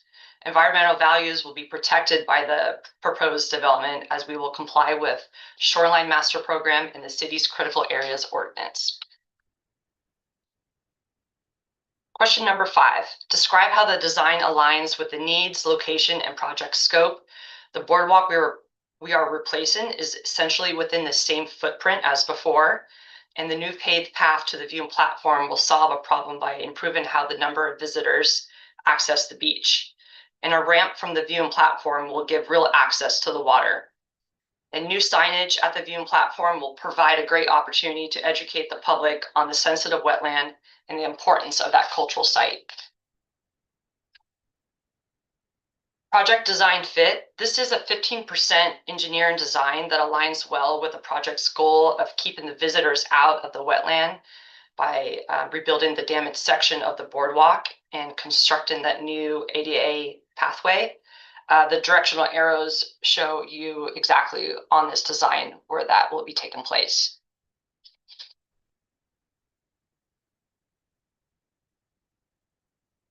Question 6 is to provide an overview of the project budget and how the cost estimate was determined. To develop this estimate, the city hired Gray and Osborne engineers to develop a 15% engineering plan and a budget for this phase. And to get construction ready, we will meet with the City of Anacortes Planning Department and start the process of all the permitting, which will include a building permit, an HPA, a SEPA, and a shoreline substantial development permit. We will then hire Gray and Osborne to develop engineer plans that are 100% that will get us ready to go out to bid. A few details that I'll talk about for the boardwalk and pathway. The boardwalk foundation, we will use diamond pier footings. Diamond piers are considered a permanent structure that we will be built from pressure, or a permanent foundation that may last up to 100 years. The boardwalk structure, we will build with pressure treated wood. We currently have yellow Alaskan cedar that is ACQ qualified for a wetland area. The two walking surfaces are being considered for the boardwalk, like I mentioned, are pressure treated wood planks and fiber reinforced plastic grating. The grading allows a higher percentage of open area, allowing sunlight and rainfall to reach plants directly below the boardwalk. A wood frame guardrail will be galvanized wired mesh for the boardwalk handrail. The ADA ramp to the viewing platform will be asphalt, as that is least expensive, and it will also require a small retaining wall and local grading on the hillside to achieve the desired pathway. We will do additional wetland planting and include an educational sign at the viewing platform.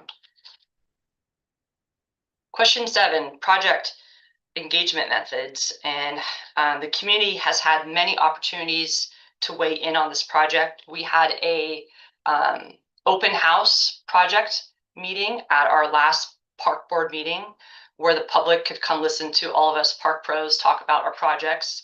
And when it was my turn to talk about the Ship Harbor project, the #1 feedback I got from the community is, when are you rebuilding the boardwalk? We've also had many opportunities to talk about this at city council meetings. The city council is fully supportive of this project, and monthly park board meetings.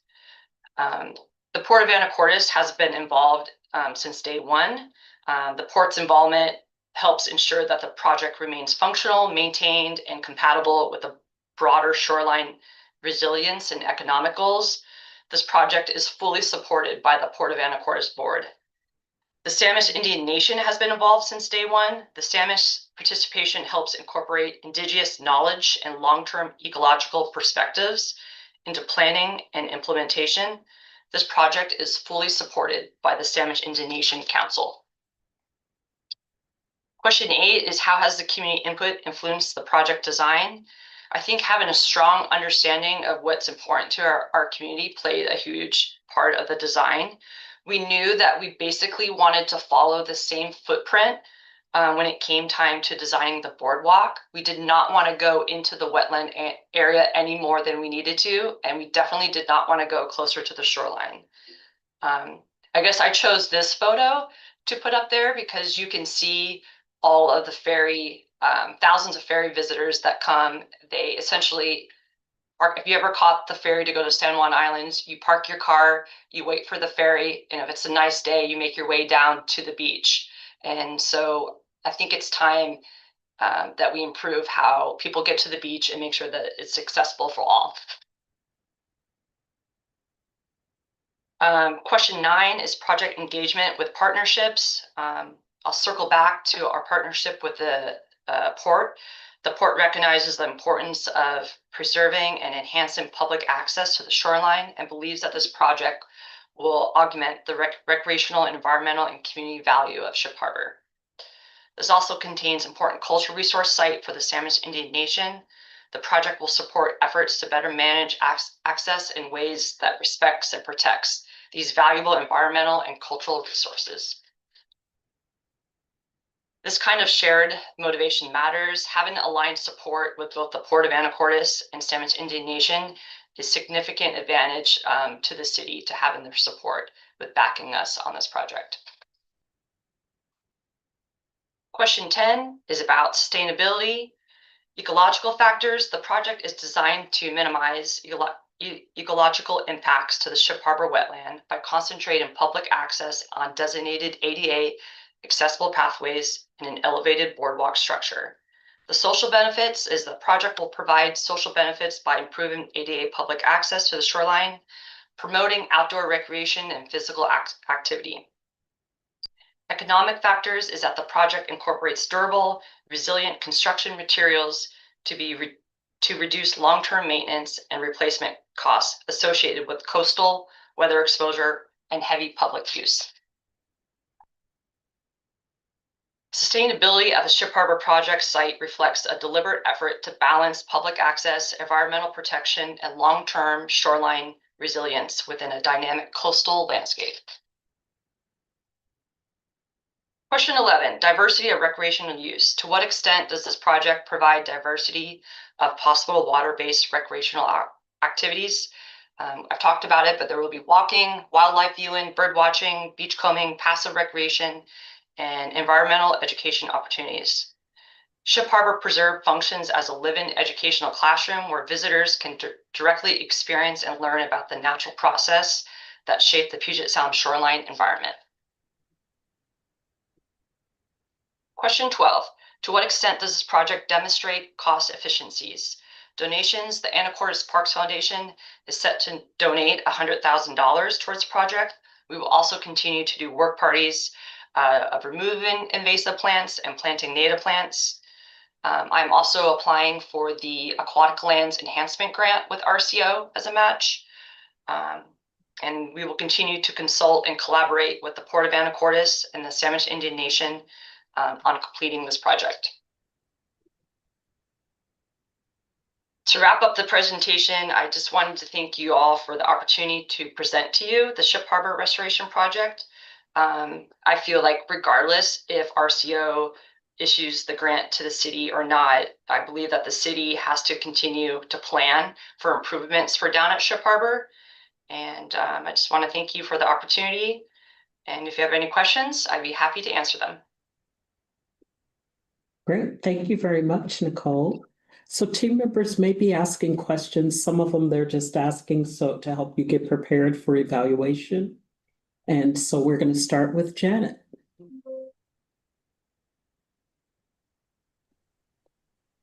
Hi there. Thank you very much. It's a great sounding project. My question is that you talked a lot about the materials and so on and so forth that you were going to be using and what you were going to be doing and constructing. My question is, it got destroyed by a king. The boardwalk was destroyed by a king tide. I'd like to just know in the next presentation, why those building materials? Are they climate change proof? You know, what did you do to make sure that the new build is going to be able to withstand king tides and worse in the future? You know, what is it about what you chose? So okay. I would add a decent slide about that, actually. Okay, thank you. And to Garrett. I'm going to, great presentation. Thank you. I'm going to riff a little off of what Janet just laid out as well.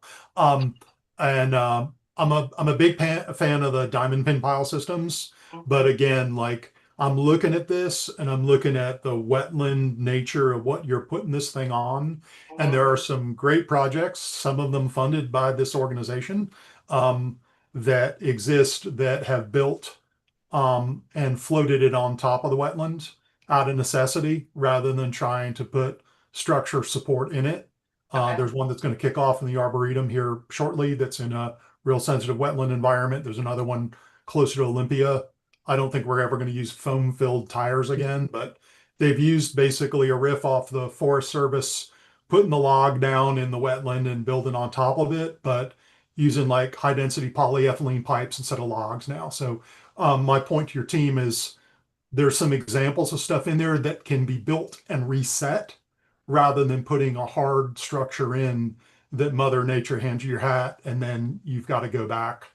And some of these have been sitting out there for a few decades now, so you can take a look at them, and they've incorporated the high strength but high light passage fiber grate products and other things on top that give you the light passage as well. And they're built like modules.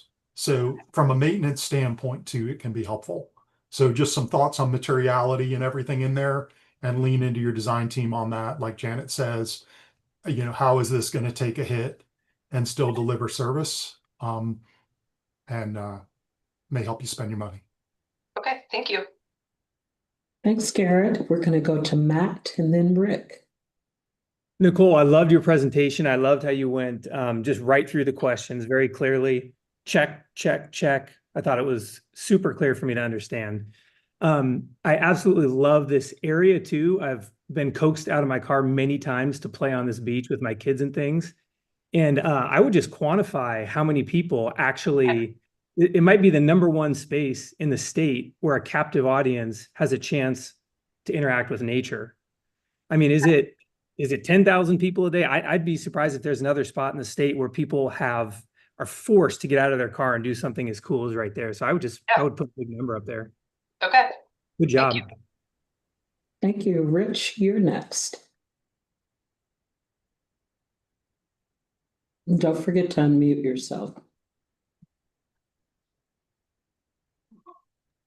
Sorry. Yeah, great presentation. Really well demonstrated. Couple things I'd like to see maybe a little bit more on is the social trails and maybe how you're going to designate the primary trail and maybe decommission social trails, or how you're going to address that. If you mentioned it, I apologize if I missed it. And then second, just on the diversity of recreational uses, I guess I'm kind of wondering why, like fishing or, more direct interaction with the water, whether like wading or swimming or shellfishing, or are there other things that could be going on? And perhaps there's reasons that doesn't work here, but if so, just an explanation would be great for me. Thank you. Thank you. Thank you, Rich. Kinda.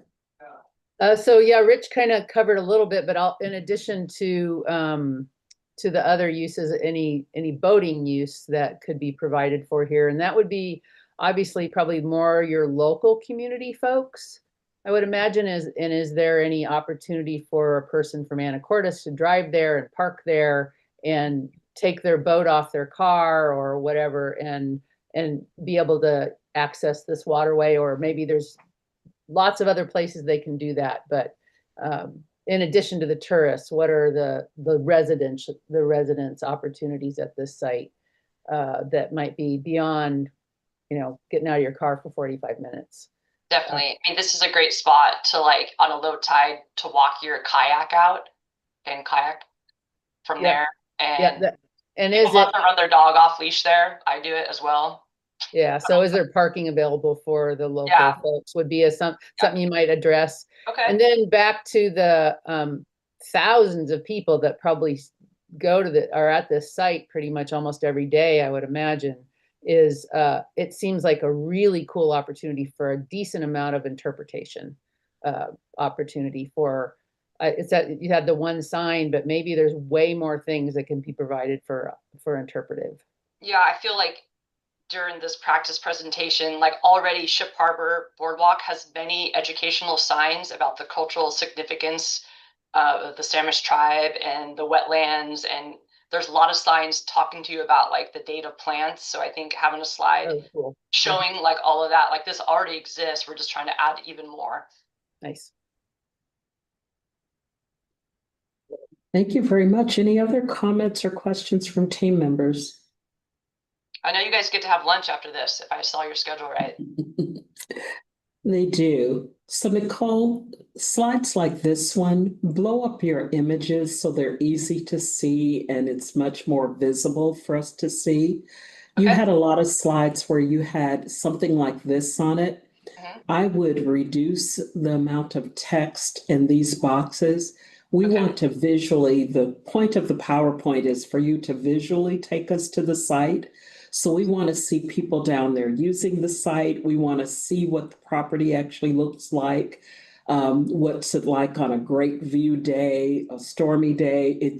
It's remember that you are visually taking us, so giving us more ground shots and all. You talk about a lot of people. Matt, you mentioned being able to go to this kind of area.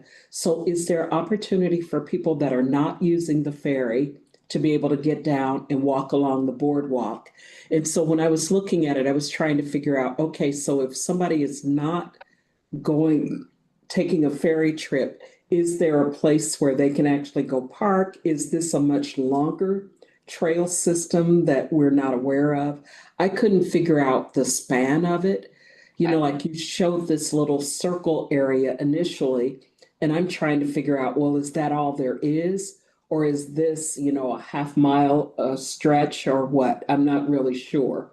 So something that you could do to give us a better sense of that, especially for those of us that rarely go to this area, that would be very helpful. Okay. And I'm sure Rachel will have some other thoughts and some comments to share with you. But thank you very much for showing up today and for presenting. And we look forward to seeing you back here in August. Awesome. You guys have a great summer. Thank you. Okay, cool. Bye. Team members, thank you very much. I hope this is getting everybody in the groove. And I will say you are 1/3 of the way through. So why don't you take some time, have a break. Our next project is scheduled to begin at 1:05. Thank you very much. And don't forget to shut off your cameras and mute yourselves when you go and take your lunch breaks. Thank you. Thank you.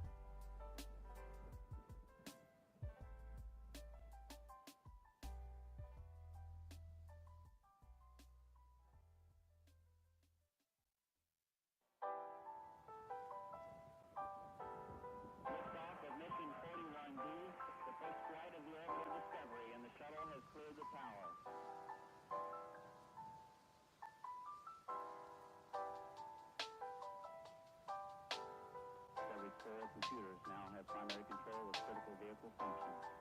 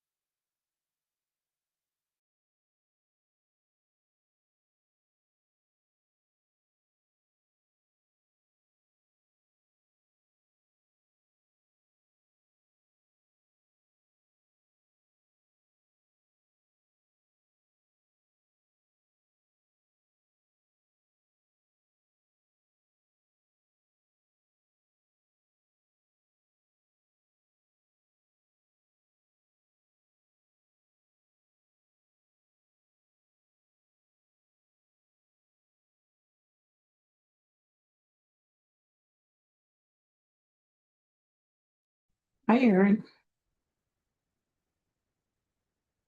Hello, Are you doing the presentation? I am, yes. All right, I'm just giving advisors a minute to get back. We have at least one more minute for them, but I was just getting my own self set up. Yeah, I am presenting, but the co-sponsor, City of Kashmir, is also here too. So if any questions come up, Steve Croce is the operations director for the City of Kashmir. Okay. Steve, are you there?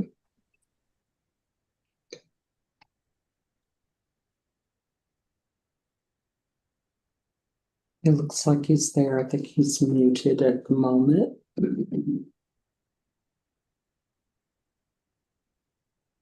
Well, good afternoon, everyone, and welcome back. I know it wasn't a long lunch break, but hopefully it was enough time for you to get a little bit of refreshment and to get away from your computer screens for a few minutes. So hopefully that worked out for you. Our next project proposal is going to be presented by Erin. And Erin, I've done my best to give you control of the mouse. So why don't you double click? And then why don't you move your slide forward, just to make sure it's working. And then use your arrow key to go back. Perfect. I am pulling up my trusty little timer here. And I think everyone is back now, so you may begin. Okay, hello everybody. I am Erin McKay with Chelan County Natural Resource Department. Chelan County is the applicant for the Kashmir Boat Ramp Side Channel Restoration Project for the Water Access Program. And Steve Croce, the Director of Operations for the City of Kashmir, is here as well. They are the co-sponsor as they own the property that the project occurs on. This project is located in central Washington. Down here in the corner, we have the state of Washington map. We're just on the east side of the Cascades near Wenatchee. We are in the southern portion of Chelan County in the Wenatchee River Valley, which is well known as an outdoor recreational hub in the state of Washington. And then over here, this orange polygon shows the lower Wenatchee River corridor. So there are multiple small towns through the corridor. This is what we're considering our service area. And it's also the main river recreation corridor. The lower Wenatchee River starts in Leavenworth and comes down through the towns of Peshastin, Monitor, Dryden, Kashmir, and Monitor.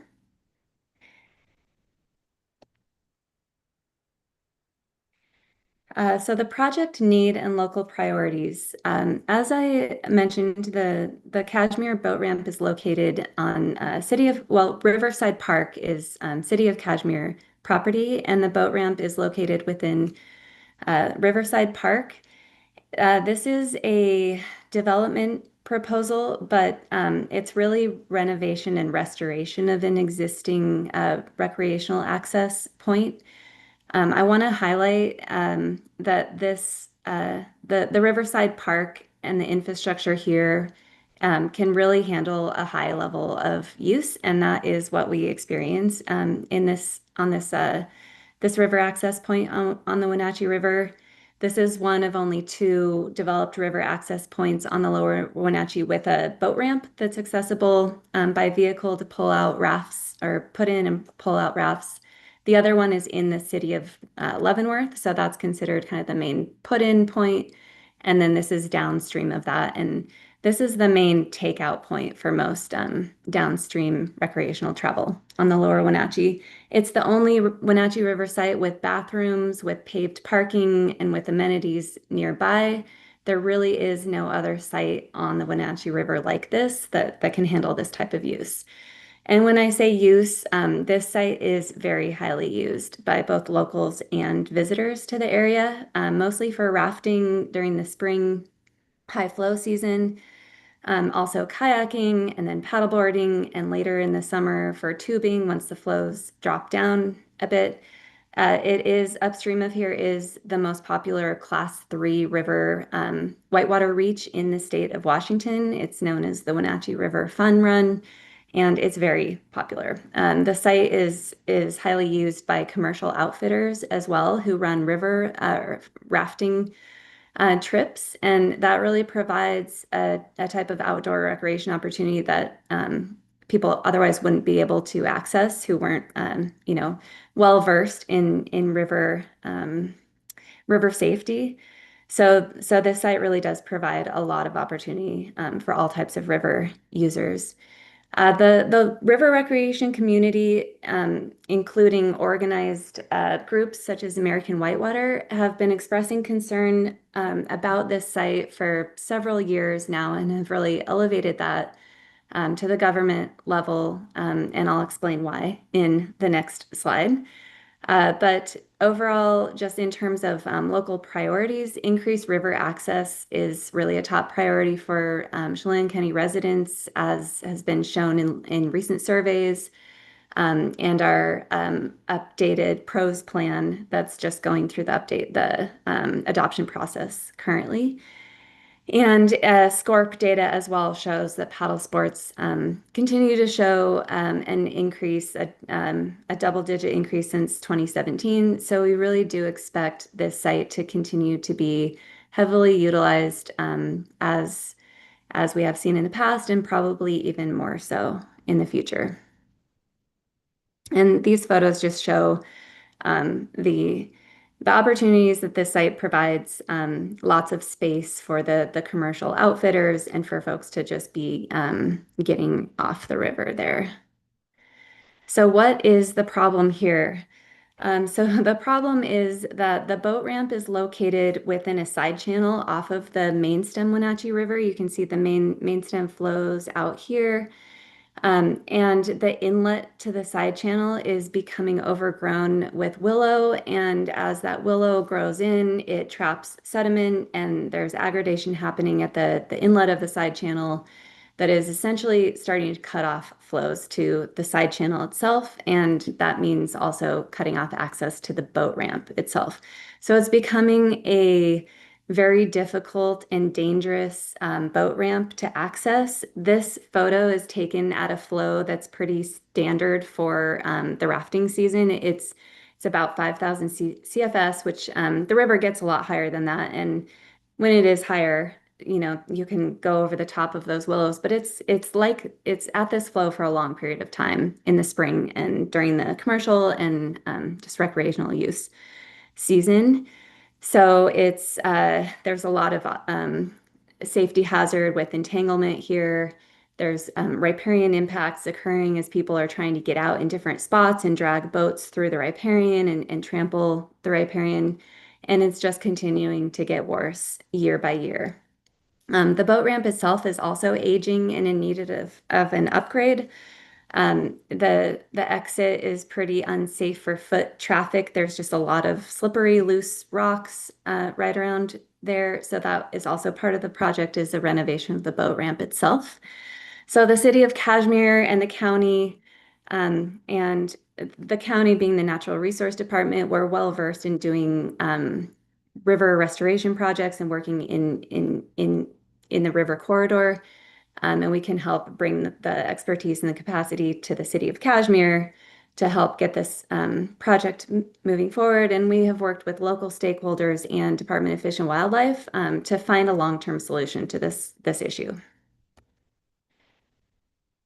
So existing conditions, you can see in this overhead view, it's a little bit washed out, but this is from our plan set. We do have a 60% design for this site. So you can see this is the main stem flow, and then you have to come in here on this side channel. The side channel is connected lower down back to the main stem flow. So it is a good existing side channel, but you can see the inlet is basically just starting to become closed off. And this is the outside cobble bar that forms the outside edge of that. So the project scope, I'm going to skip this one and just go right to the plan set view and talk about the scope. So the plan for the project is to excavate and grade the inlet of the side channel and move that material out to the outside bar, to relocate the existing vegetation, relocate and salvage the existing vegetation out to the outside bar, and place boulder clusters and boulder features at the apex of the cobble bar to split flows and encourage hydraulic connection into the side channel. And then also to replace the boat ramp with a new cast in place concrete boat ramp, and boulder terracing for scour protection, and flagstone steps for safer access. And these are engineered designs done by Recreation Engineering and Planning. So why is this design the best fit for this site? We did undertake a feasibility study in 2024 to assess other project locations for a boat ramp, seeing that the conditions were deteriorating at this site, looking at, is there a better site for a boat ramp in this vicinity? And that was funded through some county funding through lodging tax. And ultimately, there isn't a better spot for a boat ramp on this stretch of the Wenatchee, both because of the flows and lack of public access, and lack of opportunity for upland facilities like this. So ultimately, it was determined that this is the best site, mostly because of the existence of the facilities that are already here, and that the focus needs to be to design a safety and sustainability of a boat ramp in its current location. So the design that we have is really a design to hydraulically maintain the side channel, and that also has a side benefit of increasing flows and longer connections to the side channel, which is a benefit for endangered species, Chinook, spring Chinook, steelhead, and bull trout that spawn and rear in, or that need this type of side channel habitat for rearing in the Wenatchee River. And I will go a lot more into that in tomorrow's presentation for the Aquatic Lands Enhancement Project, which we are splitting this request with, because there is a major component of side channel restoration there. But really, the goal is to have the hydraulics be established in this area to hydraulically maintain that side channel. If this project is not implemented, the site would continue to deteriorate, and we would essentially completely lose access to this existing boat ramp and all of the opportunity that it provides. So Karen, here's you have about 1 minute left. Okay, so here's our budget. Like I said, we're splitting this between two programs. We do expect to be able to implement the project, complete designs next year, and then implement the project in 2028. We're ready to go. We've already worked with the permitting agencies in the community. So yeah, we've had engagement with the River Recreation Group, and are partnered with American Whitewater for that, and they provided a letter of support for this project, as did Department of Fish and Wildlife. We've had some funding contributed already towards the preliminary designs and the feasibility study through Chelan County Lodging Tax and the City of Kashmir. The commercial outfitters are partners in this as well, and we've had a lot of engagement and feedback with those groups on the proposed project and design. Sorry, that's my timer too. Sustainability, ecologically, this project is sustainable in that it restores flows to the side channel, supporting endangered species, and protects the riparian by concentrating use at the boat ramp. This project encourages outdoor recreation and river opportunity and awareness for residents and visitors. And it really supports tourism for Kashmir and for the other communities of the Wenatchee Valley, as there is a major influx of visitation during the river season. Cost efficiencies, the local match requirement will be provided by Chelan County and the City of Kashmir. And the designs and permitting are already well underway through these prior investments. The 60% design is the biggest lift in design. Moving it to final is less of an amount, although we will need to include hydraulic modeling in that final design. And as I mentioned, we are seeking match through the Aquatic Lands Enhancement Account program as well. Questions?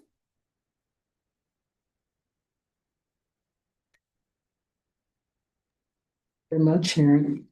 And we're going to start our questions with, and just remember that some of the questions are just being asked as things that you'll want to go back to work on.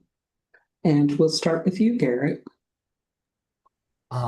Thank you for presentation. It's a beautiful site, super cool. Love the photographs that show the willows that do their thing and are really choking it off. I think that helps more so than the plan views, which really don't give you that perspective. You touched on it, I think, and you talked about hydraulic modeling and how you're going to talk about the downstream scour when you open up that side channel and you got this boat ramp and everything plugging out there. How much have you folks discussed? Because the bank armoring that you show on there, I guess that's an open question of how far downstream are you going to need to harden that once you poke that thing out there? Yeah, great question. You always have to think about the impacts downstream of what you're doing. And the whole river right bank from the boat ramp down is armored. You can see this multi-use trail that's paved that goes through the park. That's an old levee that was built to protect the city of Kashmir. So that is hardened with riprap all the way down the whole length of that side channel and beyond, basically along the entire border of the city of Kashmir. So there's really no concern about scour on that bank. There are questions or comments? Gaia. Hi, thanks. It was a really good presentation. It sounds like you guys have come a long ways and lots of investment in this already. I really liked hearing about looking for alternative sites. I think that's helpful information. And I also am curious about user groups. It sounds like for this stretch of river, this place is as broad as possible as it can be, but maybe you could also talk to any of the design ideas or any of this access that could be more accessible. Thank you. And Rich. Yeah, thanks. Great job, Erin. Good to see you. I guess where I would need some help is convincing me that there'll be that complete loss of recreation. Because so I've done some whitewater kayaking in the past, and looking at that for me, that would be an inconvenience. But I don't really understand the rafting world, and I could see that being a lot more of a hindrance. So maybe just speaking to why, like, you probably have some comments from the guides as to why they can't. Maybe you could do like cut the willows out, and why isn't that an option, and things like that, just to kind of strengthen that loss. Yeah, good thought.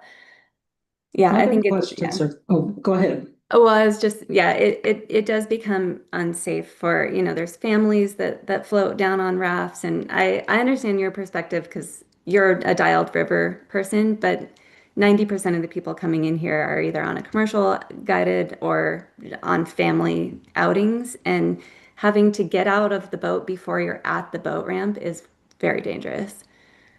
But yeah, I'll expand on that in the final presentation. Thank you, Rich. Other questions or comments for Erin? So Erin, folks said that you had a nice presentation, but I saw a lot of text. So I'm going to strongly encourage you to reduce the amount of text, to blow up the images that you have. I was waiting to see a photo that shows from the riverside back up. And what has thrown me off every time is this site, you're calling it a boat ramp. And most of the time when we see boat ramp, we're thinking about a facility for motorized vessels. And so I couldn't get the sense of, is this used for motorized vessels? Is it only non-motorized? Is it signed so that it's non-motorized recreation only? And I didn't know, like some sites you'll have where you have small, electric motors allowed or whatever. I'm not 100% sure for here. Then there was a place where you talked about the partners and you mentioned the guides as partners. We don't consider them partners unless they're contributing something. So talk to the guides about making some kind of contribution, whether it's financial, whether it's coming out in terms of being a volunteer to help with relocating the plants. There needs to be something tangible because I personally don't see you being a partner just because you say this is a nice idea. That's a supporter, not a partner. So you might want to have that conversation with them. The other part is I never quite understood the reason that Chelan County is bringing the project forward as opposed to Kashmir.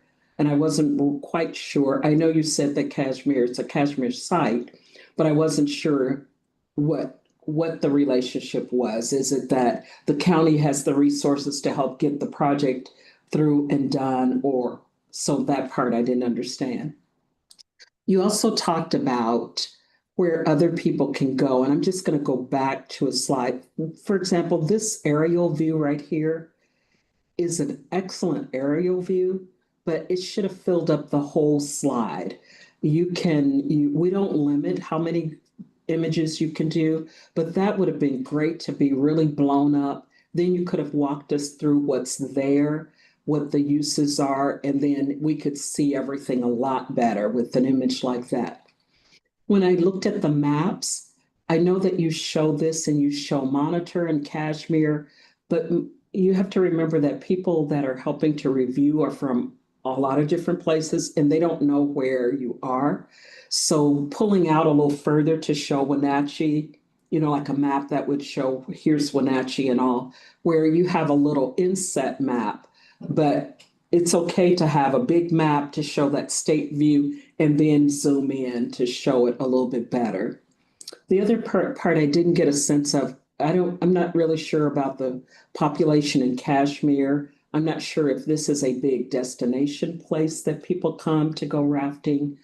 So there's more to your story. You had really good information all throughout your presentation, and I think that's what folks are saying that you did a really good job of, is because you do have a lot of great information that will help you to answer the criteria, but use your graphics to visually take us there. And then I know now 12 minutes goes by really fast, so you'll be able to practice and then get it down pat a little sooner.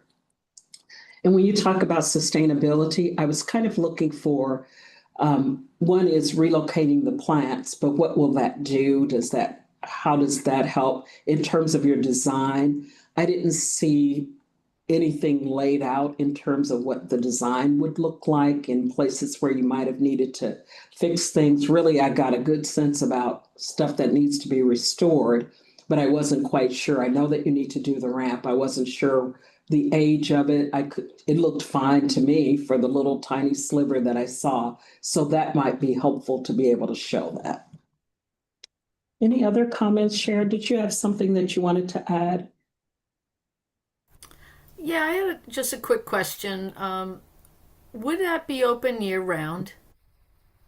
Would, closing that side channel for fish habitat, seasonal spawning be considered? We don't really close. Rich might I'm just, be able to, yeah, it was just a thought, only because you mentioned like the side channel could improve spawning opportunities, and with that, would that be just something to consider down the line? yeah. I'll Um, jump in, but yeah. I don't know that. So I'm not a fisheries biologist, so I just want to lay that out there, but I'm not sure that this is a spawning area. I think it would be Okay, more of a juvenile rearing area. Not just that an I know anything opportunity. about that either, but so that's what I know. Sorry. All right, Yeah, well, that thank is, you. yeah, that is really the critical habitat that these side channels provide is off channel, out of the main flow. It's like a high flow refugia, and then also there are cold water inputs that come up in there, and restoring flows for longer into the season would allow access to those colder water pockets for the juvenile fish. But yeah, I mean, I think since most people get out of the river right there, there isn't as much traffic below that site. So it should benefit without having a heavy recreation component in that lower side channel. But yeah, that's a tricky one because we do have a lot of river recreation in the Wenatchee River. We also have endangered species, and they kind of have to coexist. I'm sorry, but we're going to have to stop on this one. So thank you so much. I think that now you know part of what the questions are, that it'll give you a chance to go back and kind of tweak and be able to address it as part of your presentation. Yes, thank you so much, feedback. Erin. Thank you. Appreciate it. Thanks. Next up is the Colville tribe, and I am not sure, Joseph, I see your name, and I think there was Charlotte, so I'm not sure who's doing the presentation. Joseph will be doing the you're doing it? presentation. Great. I am going to give you control of the mouse, and I'm going to ask you to double click to make sure you have control. And then why don't you use the arrow key to take your presentation back? And you can see there's a little bit of delay, but use your on your keyboard if you can. There you go. And then go back to your title slide. And my little timer is set and ready. You may begin. Okay. Good afternoon, everybody. My name is Joseph Ezel. I'm the Restoration Program Manager for the Colville Confederated Tribes. And I appreciate the opportunity to present this important project for the tribal membership and the reservation. Project falls entirely within the Colville Reservation, adjacent to Omak Lake, which is the largest saline lake in Washington State. Mission Bay site is falls entirely on tribally owned land, so no land will need to be acquired.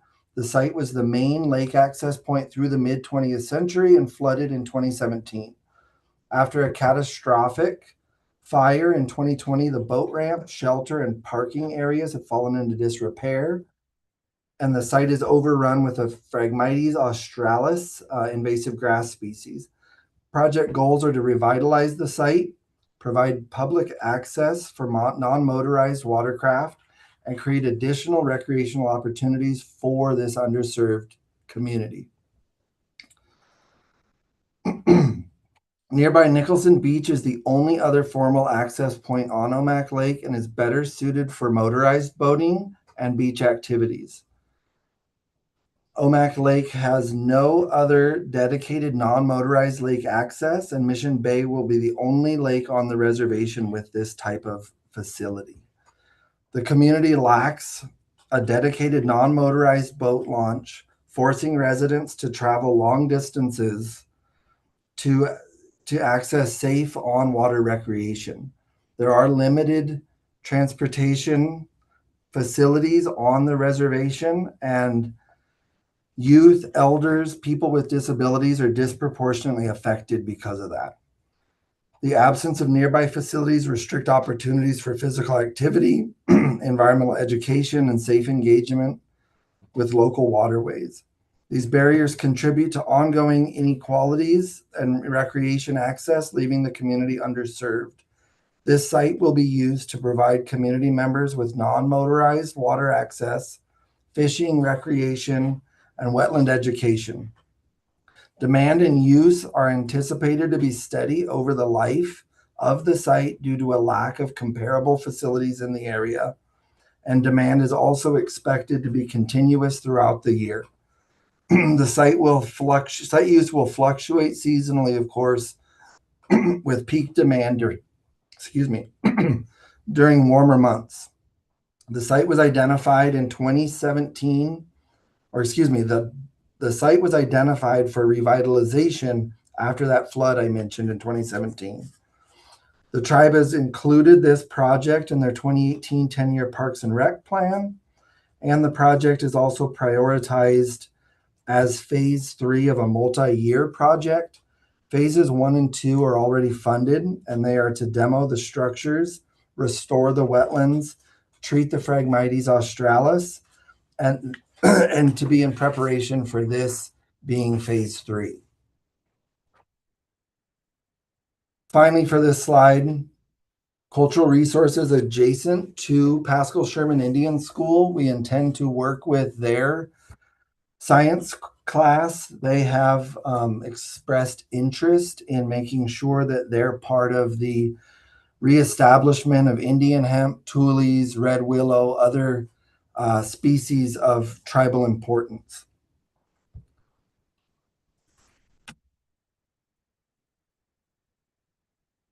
The wetlands are at the footprint of a mountainous region with an existing access road. The concrete boat ramp is in a state of disrepair, and a 200 square foot concrete foundation of a demolished structure will also be removed. No land will be acquired. Proposed scope is to restore the boat ramp, install a vault toilet, install vehicle gates, one vehicle gate actually, a split rail fence, and boulders in the parking area to prevent people from driving down onto the beach. We'll resurface the gravel access in the parking area, construct a wetland interpretive walkway, and construct a gravel trail link to the adjacent campground. Recreational opportunities will include fishing, non-motorized boating, kayaking, stand-up paddleboarding, nature walks, access to camping, etc. The site is perfectly suited for recreational purposes as it had been developed and used as water access since the 20th century. Existing site resources are the boat ramp and parking that are in need of revitalization to be suitable for use. Environmental resources, including wetlands and culturally important Lahontan cutthroat trout, will be protected. Wetland restoration and replanting near the boardwalk area and in-water work will include protection for aquatic species. Cultural artifacts, if any are found, will be addressed per the tribe's standard operating procedures for cultural resource protections. This design aligns with the site needs, location, and scope by repairing the damaged non-motorized boat ramp and resurfacing the parking area to restore safe, reliable lake access at the current location. The boardwalk will be Americans with Disability Act accessible. Site constraints include there's limited space, existing damage, and sensitive wetland areas to be addressed through targeted repairs, strategic layout, and the boardwalk that minimizes ecological disturbance. The total proposed budget for this design build project is $362,000, includes 30% tribal match as an underserved and disadvantaged community. The proposed budget was developed by an engineering firm with extensive experience in design and cost estimating of projects of similar size and scope. Included in the cost estimate are quotes from equipment manufacturers, cultural resource review, materials and construction costs, engineering review, and CCT staff time for grant reporting and project oversight. The project is a design build to minimize construction cost, and construction is anticipated to start within 3 months of the award.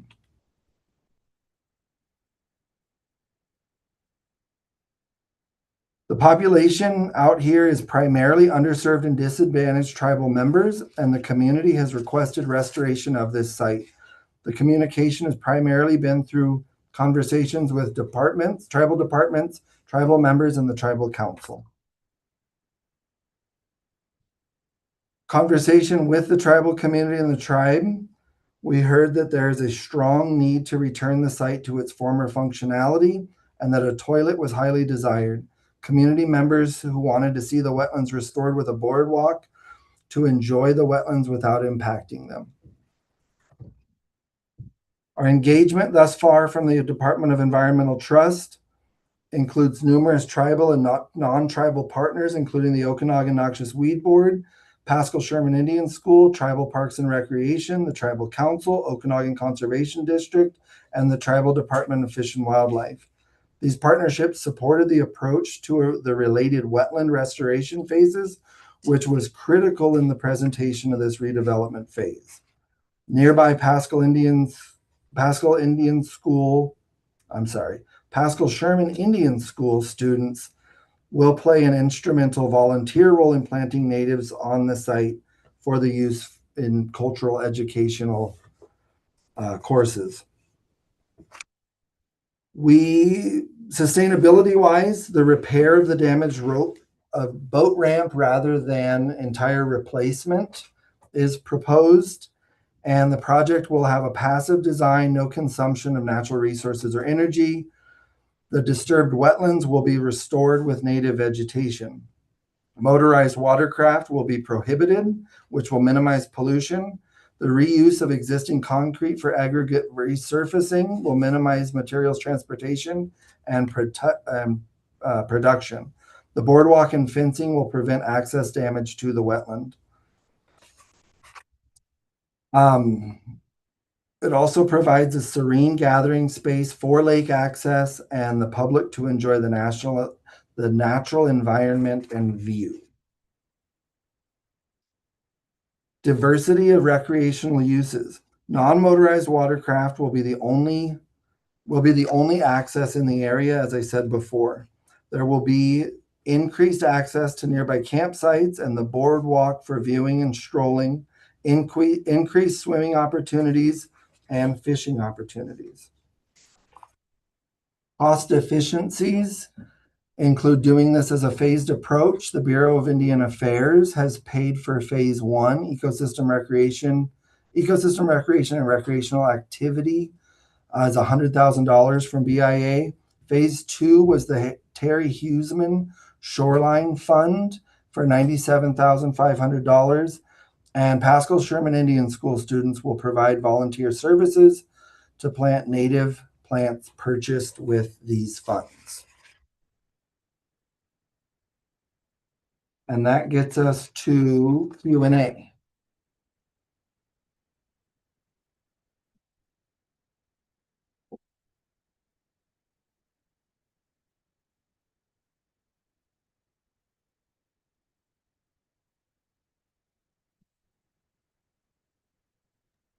I realized I hadn't unmuted myself. Thank you very much, Joseph. Garrett, we'll start with you. Joseph, thanks a ton for the presentation. Super beautiful site. Couple of questions. Looking at the development metrics, the costing, and you said you're going to do this design build. So this is a great slide to have up too, because if this is an elevated boardwalk through the wetland and it got kind of a rough scale there, but I don't know, but just in lineal feet, if you have 136K for trail development and you're trying to build an elevated boardwalk over a wetland, I'm concerned, and if you're doing it design build, that methodology will definitely spend the money, but I'm concerned about, especially the community, getting the longevity out of it. Same concerns about 9K for a boat ramp. Just what I see in that photograph, just a subgrade and precast planks or whatever you plan on doing. I think it's important to have the methodology and the cost aligned with some type of standardization of what you're going to do, especially if you're going to go do it design build. There are some other elevated wetland trail projects that exist or are about to go into construction that can give some examples of what's been permitted at with a lot of tribal involvement in sensitive wetland areas. And they may be helpful to take a look at and get some ideas of what you may want from a design builder. Thanks. Thank you, Garrett. And Maddie is next. Hi, Joseph.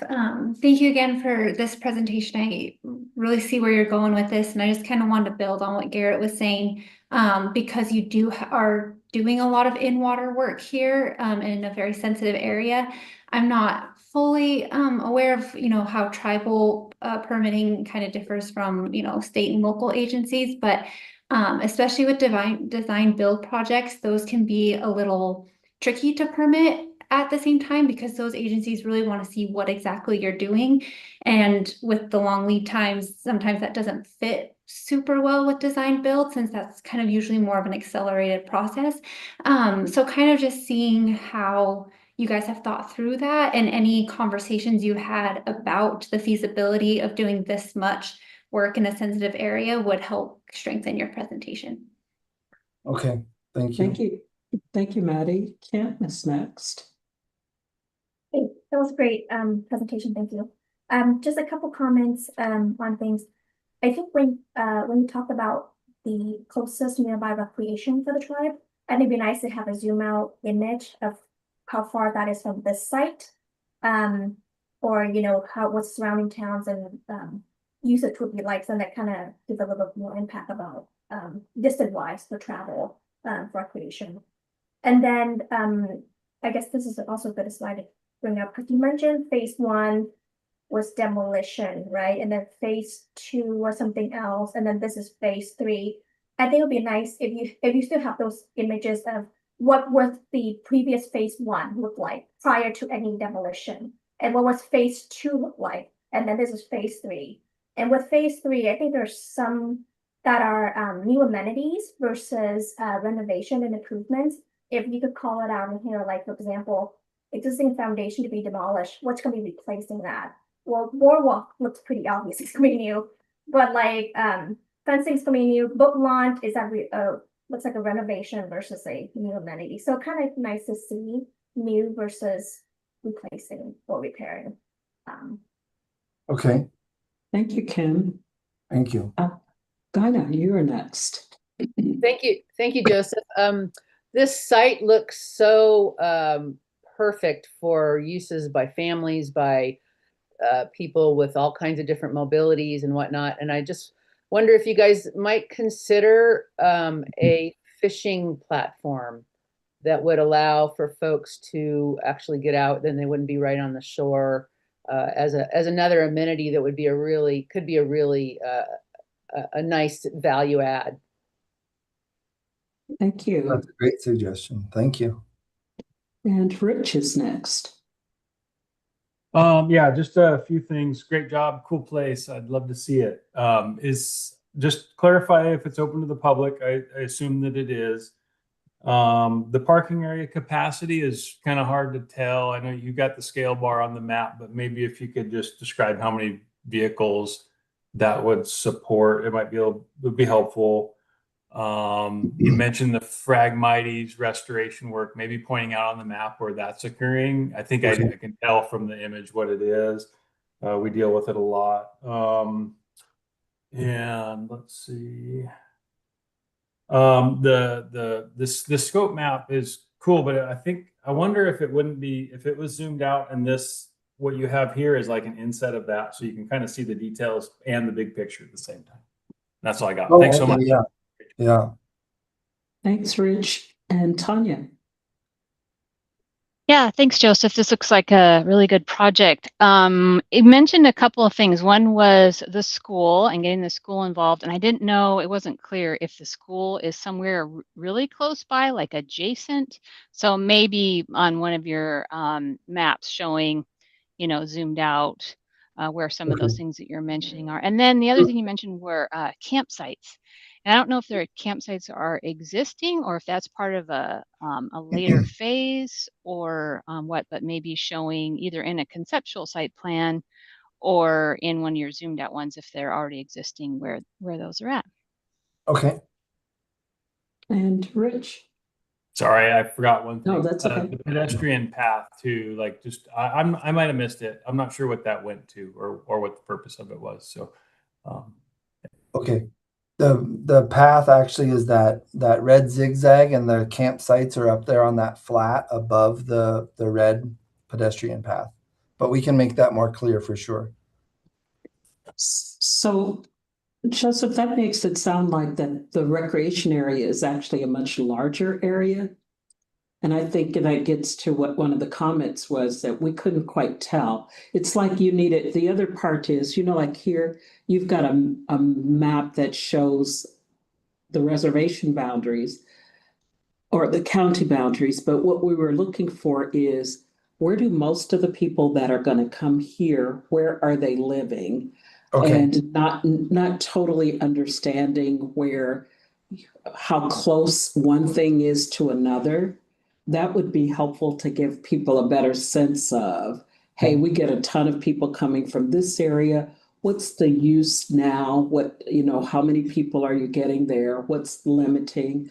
I don't know enough about your campground, but is the campground it's a 30 is it an RV campground? Is it 30 vehicles, or is it, you have tent sites, or you have a combination, you have cabins?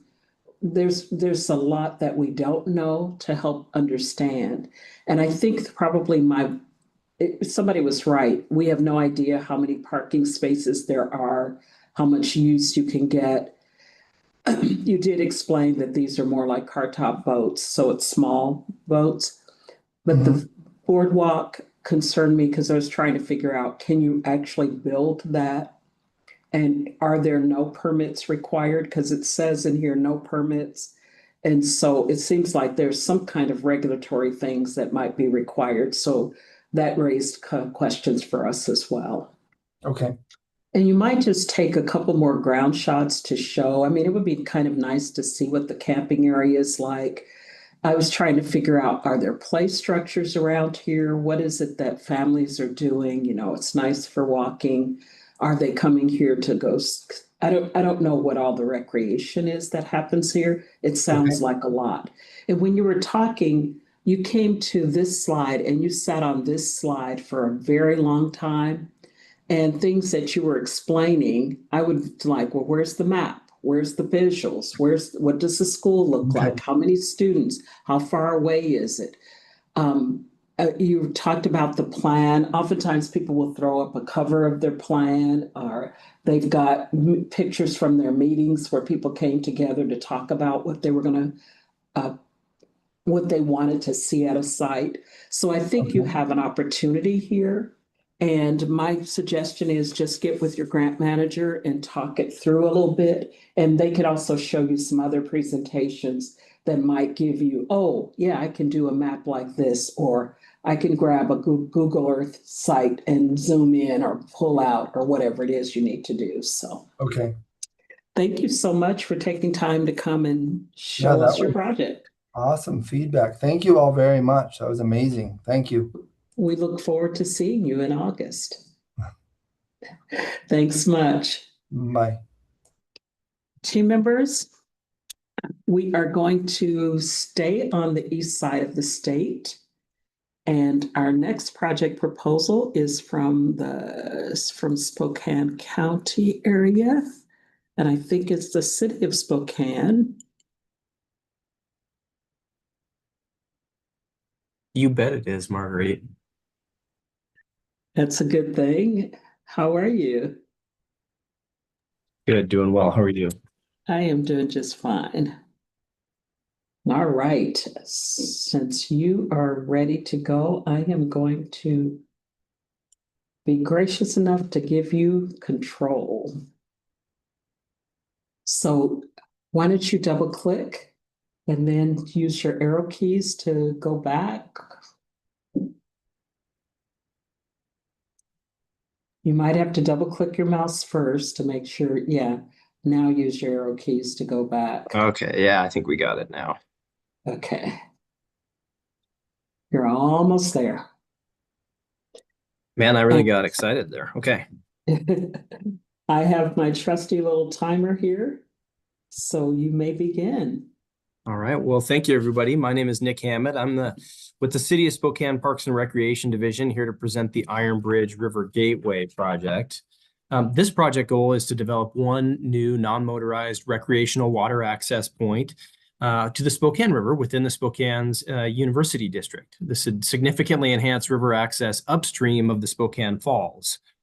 That we request RCO grant funding from the WWRP water access category in the amount of $965,000, which is approximately 48% of the estimated project cost.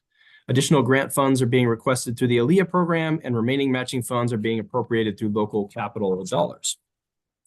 The project is located in the city of Spokane. It's Washington's second most populous city, with a population of about 230,000. The project site is within the Spokane's East Central neighborhood, which is sort of east central of the city, Logan neighborhood and our university district, which is in the blue boundary there.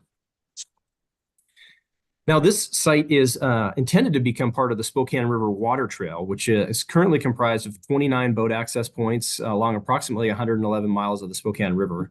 This is a map of the Spokane River Forum's website, which indicates a lot of those existing launch locations. The city of Spokane is a small part of this overall larger water trail, and within the city, we focus on the urban stretch of this system within our boundary, shown approximately in that red box on your screen. Now, this is, as we zoom in to the city boundary, you can see 8 existing boat access points within the city limits of Spokane. And within this area, there really are 2 distinct river reaches, upriver and downriver, which are separated by the Spokane Falls. The lower reach, or the downriver reach, is comprised of 4 pretty well-developed launches. These launches are all downstream of Spokane Falls. This is a view of Spokane Falls, and these falls are the natural portion are pretty dramatic, and it's a traditional barrier that salmon could not pass upstream beyond, actually.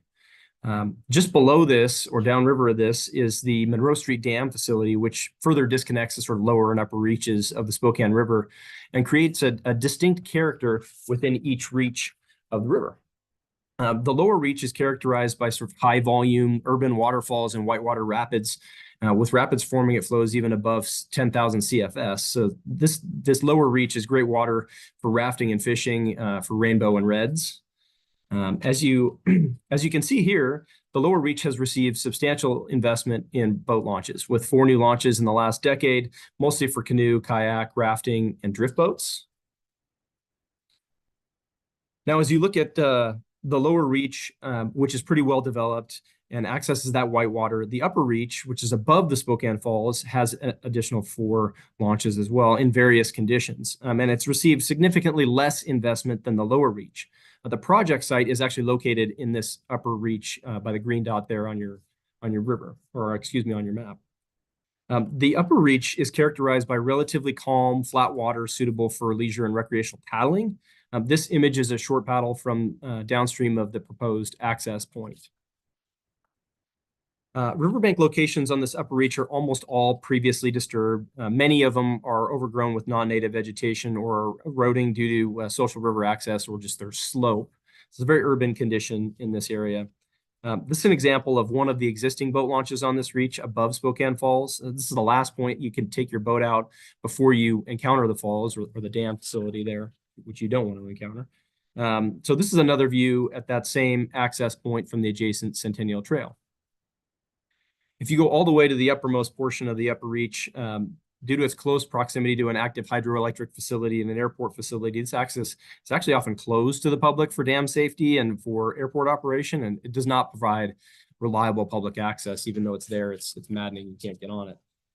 So the nearest access point to the project site is commonly used but unimproved river access point used by both individuals and groups. The access is relatively flat. However, the adjoining parking area requires paid parking, which creates a paywall barrier for our users, and it prohibits that full access people seek.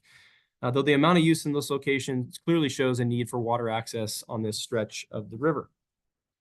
Overall, the upper reach of the Spokane River is quite limited with water access, both visually and physically. And this is a view from our Centennial Trail near one of our downtown hotels, and you can see that access is limited in this location. Where there is good visual access to the upriver reach, there is often significant grade change, which limits physical access in these locations. And we commonly see social access trails to the water in conditions like this. And these social access water trails damage the shoreline and are dangerous for the user.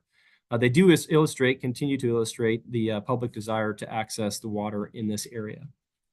Now, the need for additional improved boat access points on this stretch of the river is known and identified in 2 adopted local plans. The 2022 park plan specifically identified developing additional water access points as a Tier 1 community priority, and the upriver reach was identified as the river stretch in most need of this sort of access improvement. Second, the South Logan TOD plan, which was adopted in 2024, called the Maximize Riverfront Connections, Open Space Improvements, and Access to the River. Specifically, it recommended working with the Parks Department and partners to improve the west side of the Iron Bridge to activate and enhance the area along the Centennial Trail. So this project proposes improving one new non-motorized boat launch for the use of canoers, kayakers, stand-up paddleboarders, and small rafts to deliver on those plan recommendations and community desires. The proposed Iron Bridge access is located next to the Iron Bridge and the Centennial Trail. This is a legacy industrial zone that's gradually converting to collegiate and residential uses in this area. This is a view of the Iron Bridge, so the namesake for the boat access, which is an existing local trail immediately adjacent the proposed new access. The proposed access is represented by the star in this image. This is a view of the river access from the Iron Bridge itself. And looking at a boat launch from the bridge, you can see it's heavily vegetated today, mostly with non-native invasive willow, but also with some native species. From the boat launch, once improved, users pretty easily get to relatively flat stretch of water. Now, if you turned around from the water, you would see an adjacent road in the Centennial Trail, which passes directly adjacent to the site and continues through the existing industrial properties to Gonzaga University and on and on toward downtown. And as noted before, this trail directly passes the project site, which provides good pedestrian connection to the future improvement. Looking north from the site, you can see the trail, a mix of housing redevelopment and industrial conditions near the river. Just across the river from the proposed launch are a number of apartment homes which have recently been constructed. You can see the Iron Bridge on the right side of the image. Also nearby the project location are a number of retail businesses, including No Lie Brewing, which sits on the western shore of the Spokane River, south of the Iron Bridge. The river is completely inaccessible to the public here, and the brewery even adds signage to keep folks out, keep them away, keep them off the shoreline. I thought that was kind of interesting. Now, the Iron Bridge water access will allow for organizations and individuals to safely access this flat stretch of the Spokane River, allowing for more use like this full moon float that was organized by the Spokane Riverkeeper and launched from the unimproved access near this location. Again, the yellow star marks another view at the approximate location of the proposed access, and this entire stretch of the river offers flat water, which makes the site supremely suitable for kayaks, canoes, and paddleboard use. The banks in this area are already being traversed, and adding an improved access actually helps us to protect adjacent bank habitat and prevent erosion while providing that needed and sought after access.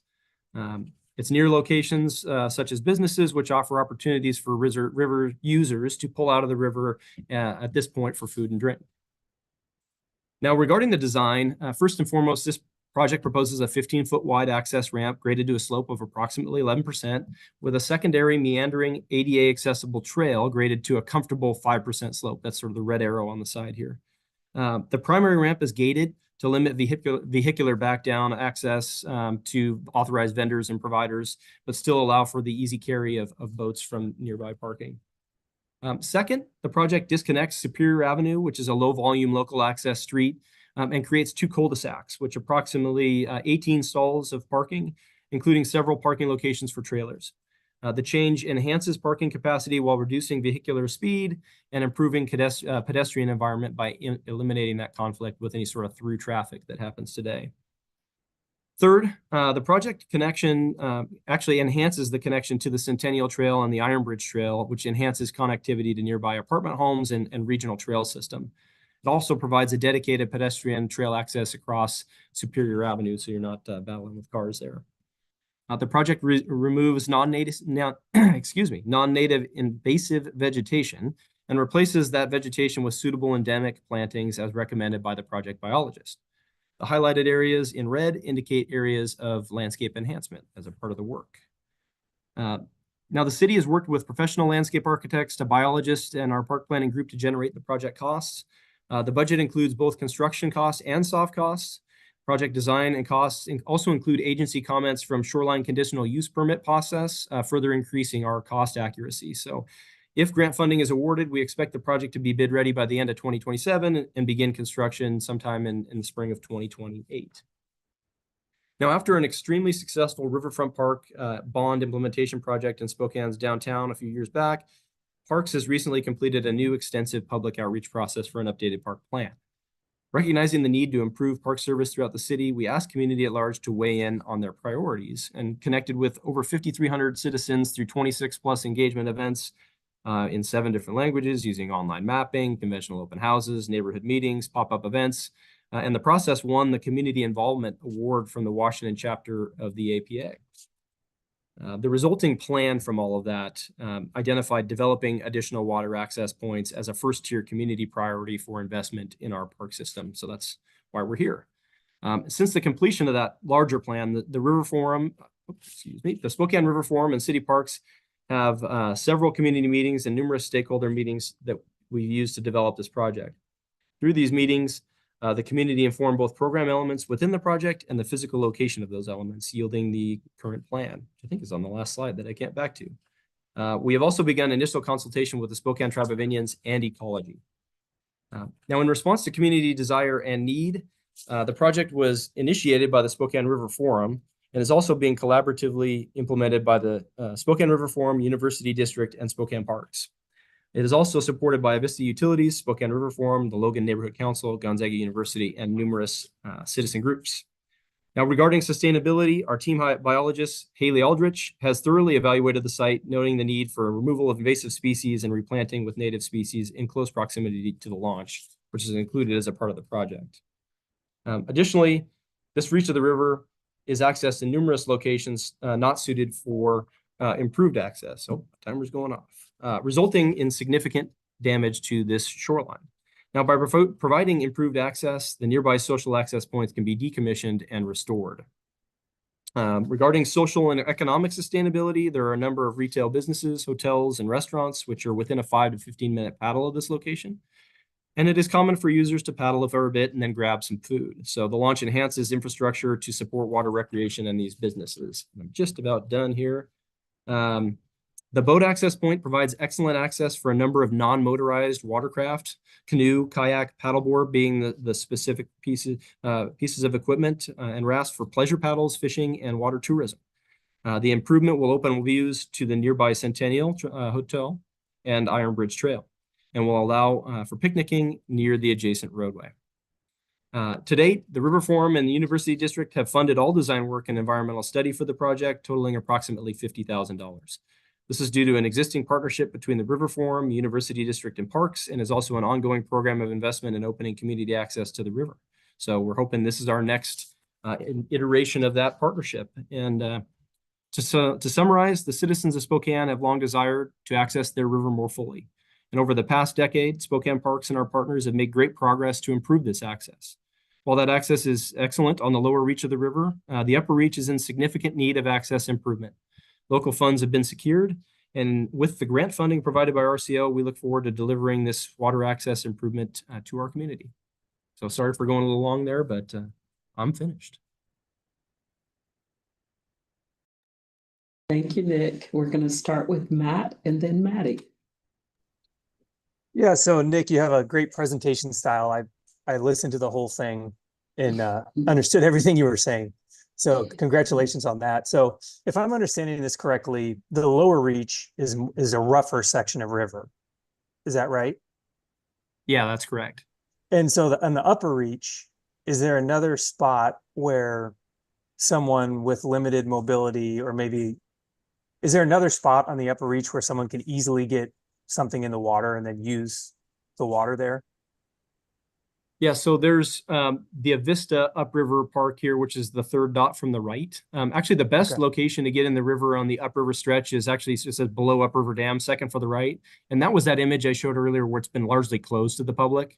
Yeah. So there's no sort of ADA accessible access really on this stretch of the river today. There are a couple of locations that are unimproved where you can sort of low gradient access, but nothing that's been developed that provides that sort of ADA access into the water.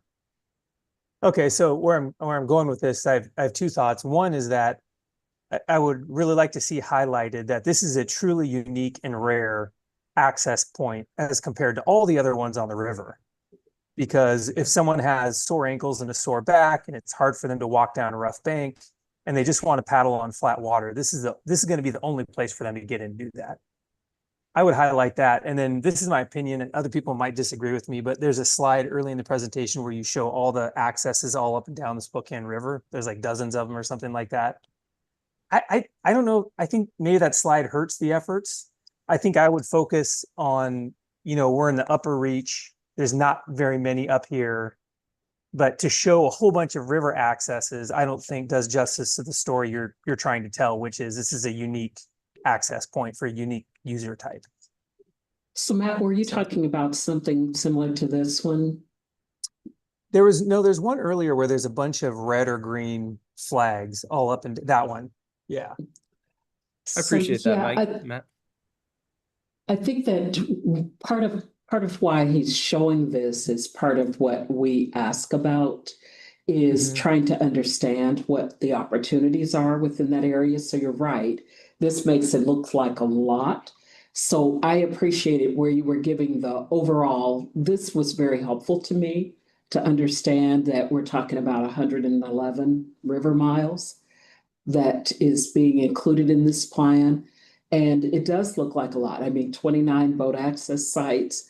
When you went to zoom in, we got a better sense. But the part that I'm not sure that you answered for us was, well, what's the goal? What's the distance? This looks like even within this unit, it looks like there's still a lot of access points. So are you trying to do 1 point every 2 or 3 miles? How many river miles away? That might be the part that you want to help to explain, especially for those of us that are looking and saying, well, they already have a lot. So, and I think you're right, Matt, to be able to highlight what makes this new access unique or different from what you already have. I appreciate that. Thank you very much. Maddie? Hi, Nick. Mine comments are pretty similar, just kind of adding on that, I think you do a really good job of selling the vision for like having the water access trail. And that's something that's so unique to Spokane and kind of why you're continuing to build that out. I think there's opportunity to talk about kind of a little bit more of that section that's in between those two dams and how it's kind of disconnected. But that community that surrounds that is one of the more underserved communities of Spokane, and how, they're like this really gives them access if they're not able to drive to other parts of the river and that kind of thing. And then also just maybe a visual of different, like what happens if you start at this place, what are your options for going, so that it's like people that are new to kayaking, they can go, just a mile and they don't have to kayak, 3 miles or, that kind of thing, just to get a better idea of what people would be doing here. The second comment was for Superior Street. Just curious if you've already had that conversation of vacating that street, or is that still something that you need approval for should the design go forward? We have been through the pre-design, so I can answer that. Yeah, if we feel comfortable with being able to achieve that. So I'll clarify that in the next presentation. And then one other thing it's my own curiosity about, because I'm thinking of my limited capabilities, and it had to do with your design. So how does this work? So if I come out to use something and I come from this direction and there's no place for me to park, how easily, because I think I would be a little frustrated that I can't park and I can see spaces over here. So I'm not sure, it may be part of the signage plan. It may be, I'm not sure how easy it is for folks this is very different, very unique way of designing a parking area. And so I wasn't sure how easy it is to direct people to get to the other access so you can get to this area.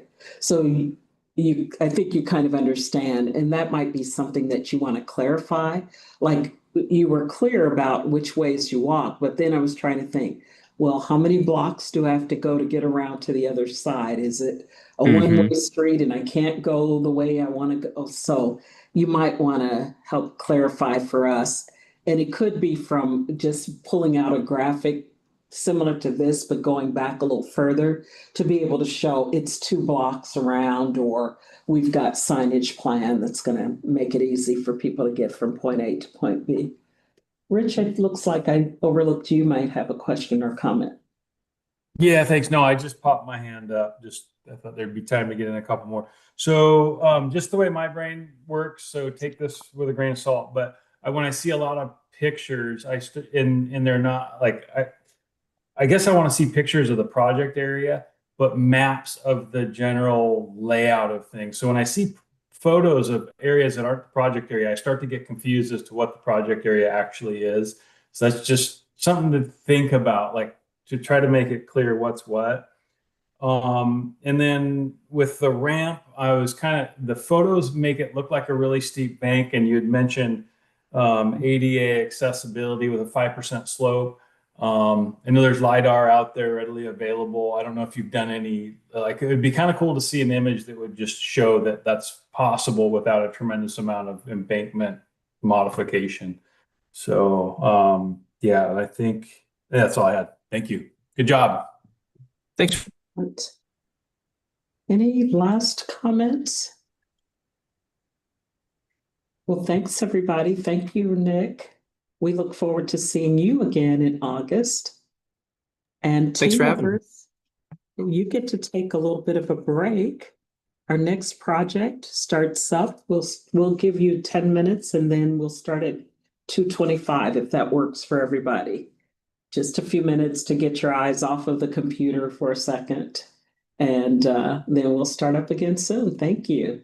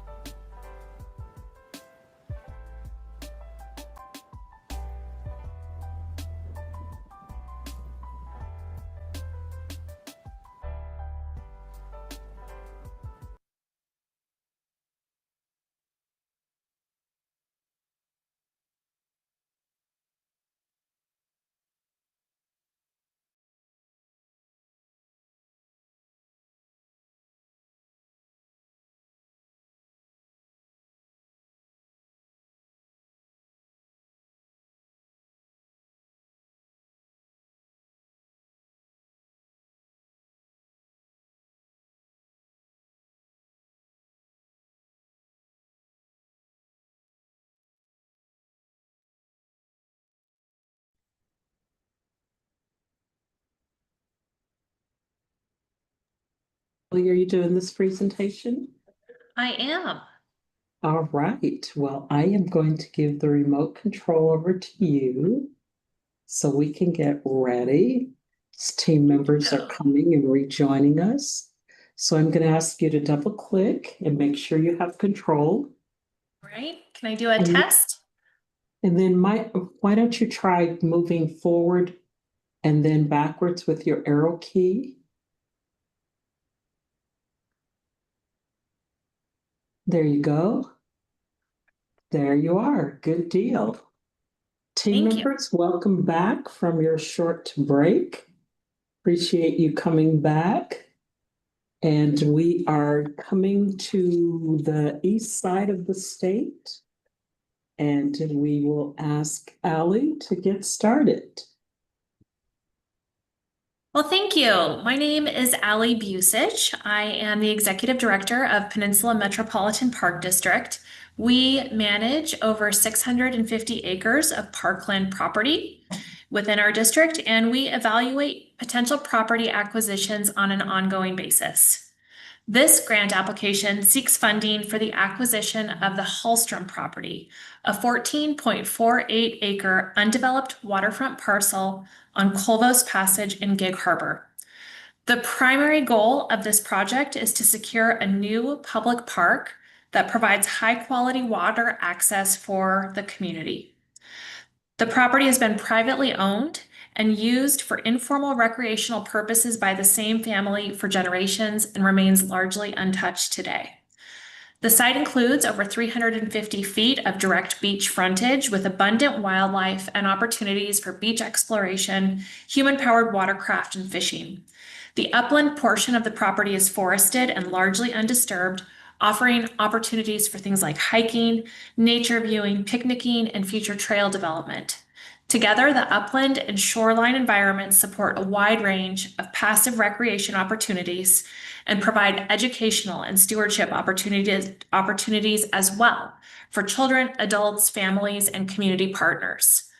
Acquiring this property would expand PennMet Park's network of natural parks, protect a beautiful stretch of undeveloped shoreline, and create a new public park centered around passive recreation and water access. The property is located in Pierce County in Washington State near Gig Harbor, south of Seattle and west of Tacoma, and shown on this map on the right with the red dot. PennMet Park's service area is shown on the map on the right with a red star showing the target property location. The maps to the left show the location and property in more detail. It extends from Hallstrom Drive on the west to Colvos Passage on the east. This acquisition is composed of 2 parcels. Outdoor recreation opportunities on the Gig Harbor Peninsula include PennMet Parks and Properties, the City of Gig Harbor Parks, and Kopachek State Parks. While PennMet Parks currently provides saltwater access at 5 locations throughout our 50 square mile park system, this subject area is relatively underserved by saltwater public beach access. This map shows the Hallstrom property on the upper right, marked with a red star. This location shows a clear gap in recreation opportunities and shoreline access between Sunrise Beach Park to the south, number 2, and Maplewood to the north. Acquiring this site would fill that gap by adding new public water access, beach exploration, and walking and hiking opportunities, all of which directly align with community and district priorities. The property also offers excellent potential for human-powered watercraft access, and it sits between 2 Kitsap National Water Trail sites on Colvos Passage, Sunrise Beach Park to the south and the Olalla Boat Launch and Lagoon to the north, and would enhance regional connectivity for paddlers and other non-motorized craft users. As part of developing our comprehensive parks, recreation, and open space plan, we conducted extensive outreach to listen and learn about our community's priorities for parks and recreation services. Input received told us that our community values preserving natural resources and balancing preservation with providing active recreation opportunities for everyone to enjoy. During PRO's planning outreach, the top 2 priorities ranked by our community were walking and hiking trails and water access. The project includes acquisition of the shoreline property and demolition of the primitive beach cabin that is presently located on the site. Following demolition, Penmet Parks staff will install signage and complete initial trail improvements to prepare the property for safe public access. Existing informal trails connect the upland forest to the shoreline and to a nearby cul-de-sac. These routes will be cleared, stabilized, and improved. Once demolition, trail work, and signage are complete, the property will open for passive outdoor recreational use, including beach access, wildlife viewing, and nature exploration. A future phase could include the development of a small parking area and additional amenities to enhance and support public use. Given the condition of the shoreline cabin, demolition is anticipated to be straightforward. Removing the beach cabin also provides a significant environmental benefit at this site. The existing trail to the cabin and beach is visible in this photo. It's located between the shed and the cabin, and it links the shore to the upland portion of the property as well as a cul-de-sac that is located on the south side of the property, adjacent to the property, closer to the beach. The trail corridor is already well defined and can be easily improved by Penmet Parks staff and volunteers. Existing informal beach trails, as shown here, will be cleared and improved by Penmet Park staff and supported as appropriate by volunteer efforts. This site represents a wonderful opportunity to engage our community as part of a Parks Appreciation Day volunteer effort, allowing community participation at a new park. The property is currently listed for sale on the Northwest MLS. It's the first time it's been on the market in over 90 years. It's located on Colvos Passage, has sweeping views of Colvos Passage, Vashon Island, Point Defiance, and the Vashon Ferry. It contains over 351 feet of prime saltwater frontage. The proposed project permanently conserves this high-value shoreline and forested upland that is presently for sale and zoned for residential development. The rustic cabin on the beach would be demolished by Penmet Parks, but it could provide some development opportunities for others. Pierce County has indicated that the property could potentially be divided into 3 lots from its current 2, providing further potential development opportunity. The property is easily accessed from Hallstrom Drive with secondary access closer to the beach from 125th Street Northwest, where current community of Waterview homes with large lots is located. Waterfront property like this in Gig Harbor is highly sought after. Although the owners are excited about the property potentially becoming a park, it remains listed for sale and is at risk of being purchased at any time. The acquisition by Penmet Parks would also provide a substantial environmental benefit by permanently conserving high-value shoreline ecosystem that's currently for sale and vulnerable to residential development. Acquisition would prevent future shoreline modification, vegetation clearing, and bluff disturbance, ensuring the site remains protected as a park rather than converted to private use. There are presently no comparable saltwater parcels for sale in this geographic area. If the project is not funded, the opportunity to provide permanent public access in this location with a gap in recreational facilities will be lost. The property is well suited for a new district park with water access and a beautiful beach on Colvos Passage. It extends all the way out to extreme low tide and is then followed by state-owned aquatic lands and a geoduck tract as confirmed by the Department of Natural Resources. The site is ideally sized for the intended use and will provide park users with many water access opportunities, including picnicking, wildlife viewing, beach walking, educational programming, non-motorized watercraft, launching, and nature enjoyment. A primary goal of our PROS plan is to cultivate exceptional programs for all residents. We are continuing to develop a diverse program portfolio that includes a variety of outdoor education programs for all. Acquisition of this property will help continue to fill the need for outdoor environmental education opportunities for all ages and abilities. The beach is easily accessed from the upland portion of the property and offers exceptional opportunities for walking, exploring, and experiencing the area's natural habitat and marine life. During our site visit, we were first greeted by deer in the forest, and then after reaching the shoreline, we watched these orcas playing just offshore. The property's fairly gentle slopes will provide walking trails for people of all ages, and the beautiful scenery, vegetation, and variety of wildlife will provide high-quality recreational experiences. The property also provides many opportunities for integrating some of our existing environmental education and programs, of which we provide a variety of year-round opportunities for all ages and abilities to explore the natural habitat and wildlife of these special locations. The property is ideally located for recreation purposes and has multiple potential access points. It can be accessed easily from Hallstrom Drive, as well as from 125th Street Northwest and 126th Street Northwest. It also has potential lower access via a cul-de-sac that's located closer to the beach. This slide shows a future conceptual design for the park.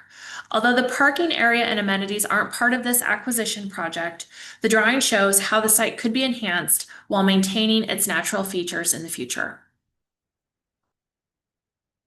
Community input and priorities are reflected in Penmet Park's 5-year strategic plan, as well as our comprehensive PROS plan.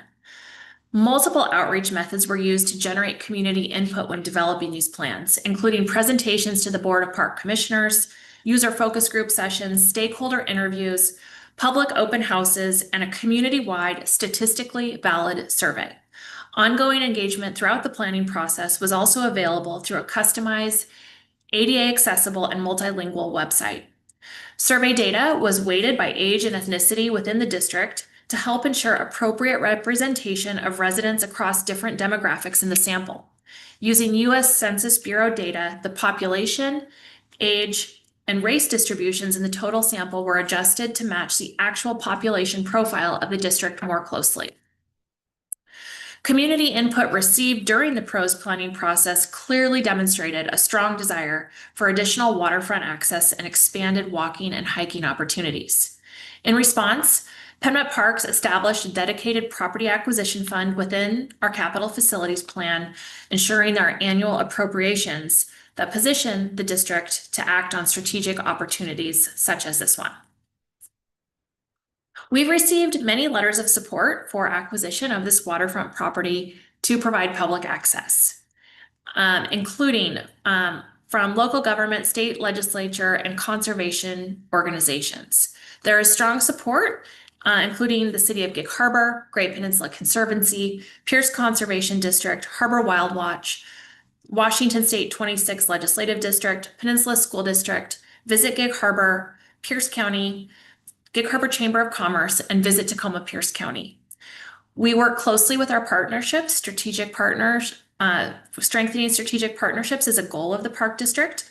We presently work with Great Peninsula Conservancy and Pierce Conservation District to conserve land. We also have formalized partnership agreements with Peninsula School District and Harbor Wild Watch, who inspire stewardship through education and environmental monitoring. Again, we work closely with partners to deliver services effectively, including cost-efficient park maintenance. Many hours of volunteer labor go into maintaining our parks, along with volunteer monitoring efforts by Harbor Wild Watch, as shown in the photo on the left.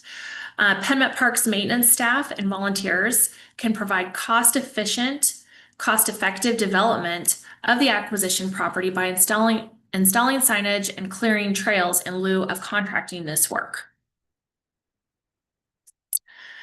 So with that, I want to thank you for your time today. We are very excited about this opportunity to increase public saltwater beach access within our park district, and I'm happy to answer any questions. Oh, thank you very much, Allie. Janet, we will start with you. And don't forget to unmute yourself.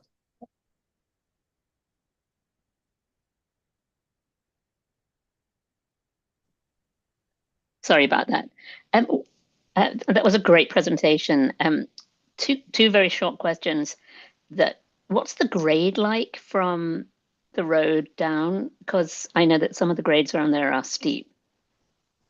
It's a fairly gentle slope. There is a flatter area close to Hallstrom Drive, and the trail access, the current trail corridors that are located on site are reasonably gentle trails for the most part.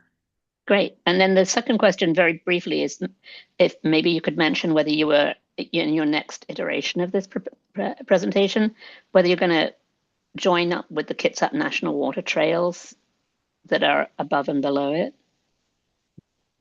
We can certainly explore that and include that in the next presentation. Great, thanks. Thank you. Thank you, Janet. So Ellie, are we anticipating that this will only be a walk-in access site, or are you expecting folks to bring their non-motorized watercraft? And just looking at where I know this is not your development plan. I just wasn't sure, trying to get a sense of the distance from here down to the water. And I couldn't quite figure out, okay, is it an easy carry, your watercraft down? So that's the part I wasn't quite sure of. I think that it could be feasible to use as a watercraft launch point, depending on which access points in the site are used.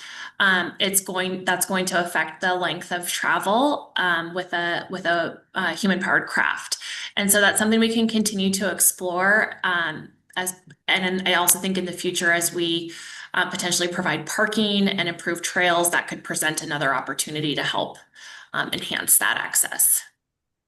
Yeah, I think I was thinking about when it comes to particularly trying to address, like when it comes to diversity of recreational uses and thinking about what the use opportunities are.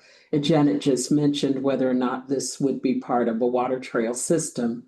It's, it might be a pull-out site. I wasn't sure if that's what you're designing it for, as a pull-out site as opposed to a launch site. So that's just a part of what you might be able to tell us a little bit better, part of that story. Ghana. Yeah, thank you, Allie.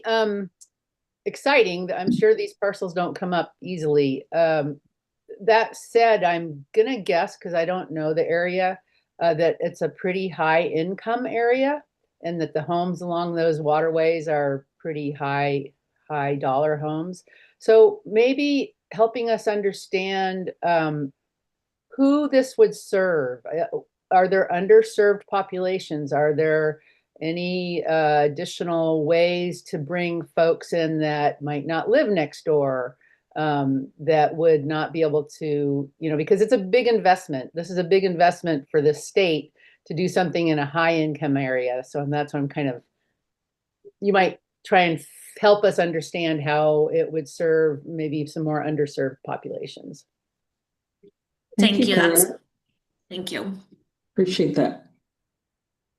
Rich, I think you have some questions or comments. Yeah, just a quick one. So I'm not very familiar with how recreation on shorelines out in that area works. And so my question is, I'm assuming that the private property boundaries, like the public could not continue to walk the shoreline even though it's below the ordinary high water mark, right? Okay, so how do you anticipate any problems with keeping the public within that boundary? I imagine that's going to be a little bit of a challenge. Maybe something just to speak to how you do that. And actually, since we're on this slide, when I looked at this, I thought, well, those look like, I think that's the same area. Like those two pictures are very, very similar. Would it make more sense to have one large picture and show the boundaries and the arrows? That's all I got. Thanks so much. And I do want to say, like, I really appreciated you didn't pack it with text and information. You used your visuals really, really well on this. It was really easy to follow along, and you did a fantastic job. Thank you.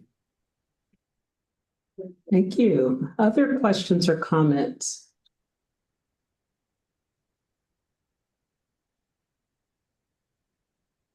Well, Alec, I think you did a good enough job that nobody has anything else they want to tell you right at the moment. So thank you so very much, and thank you by all means for team members, for those of you that haven't done these very often, this is the kind of graphics that we're looking for in terms of maps when we talk to folks about their maps. Ali, on this one, what might be nice over here, because it might be easy to do over here, I couldn't tell which ones are similar to this kind of access. So I know that you're showing like all of, it looks like it's all of the park system. So you might do a little box around or do a symbol over here to give us an idea of which ones are actually like this kind of a beach access compared to everything else that's in your park system. But that is what we ask you to do. I loved it that you had something that showed what your boundaries were, and then to zoom us into the property that you're actually talking about. So, team members, this happens to have, she just has some good illustrative photos that helps you to know when I'm saying to people, hey, you need to just kind of zoom out with your map, give us an idea of what similar opportunities there are in your service area. These are ones that are kind of helpful for that purpose. Thank you, Ali. We'll see you back here in August. Thank you so much for your time. I really appreciate it. All right.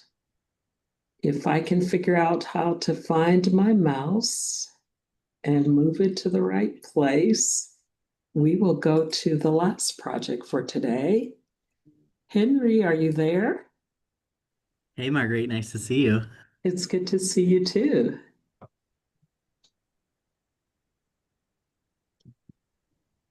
And I am going to, against my better judgment, give you control. There you are. Okay, Henry, you might want to try double clicking and making sure that you have control. Okay. Then you can move back to see how quick or slow they roll. And I have my trusty little timer here. Great.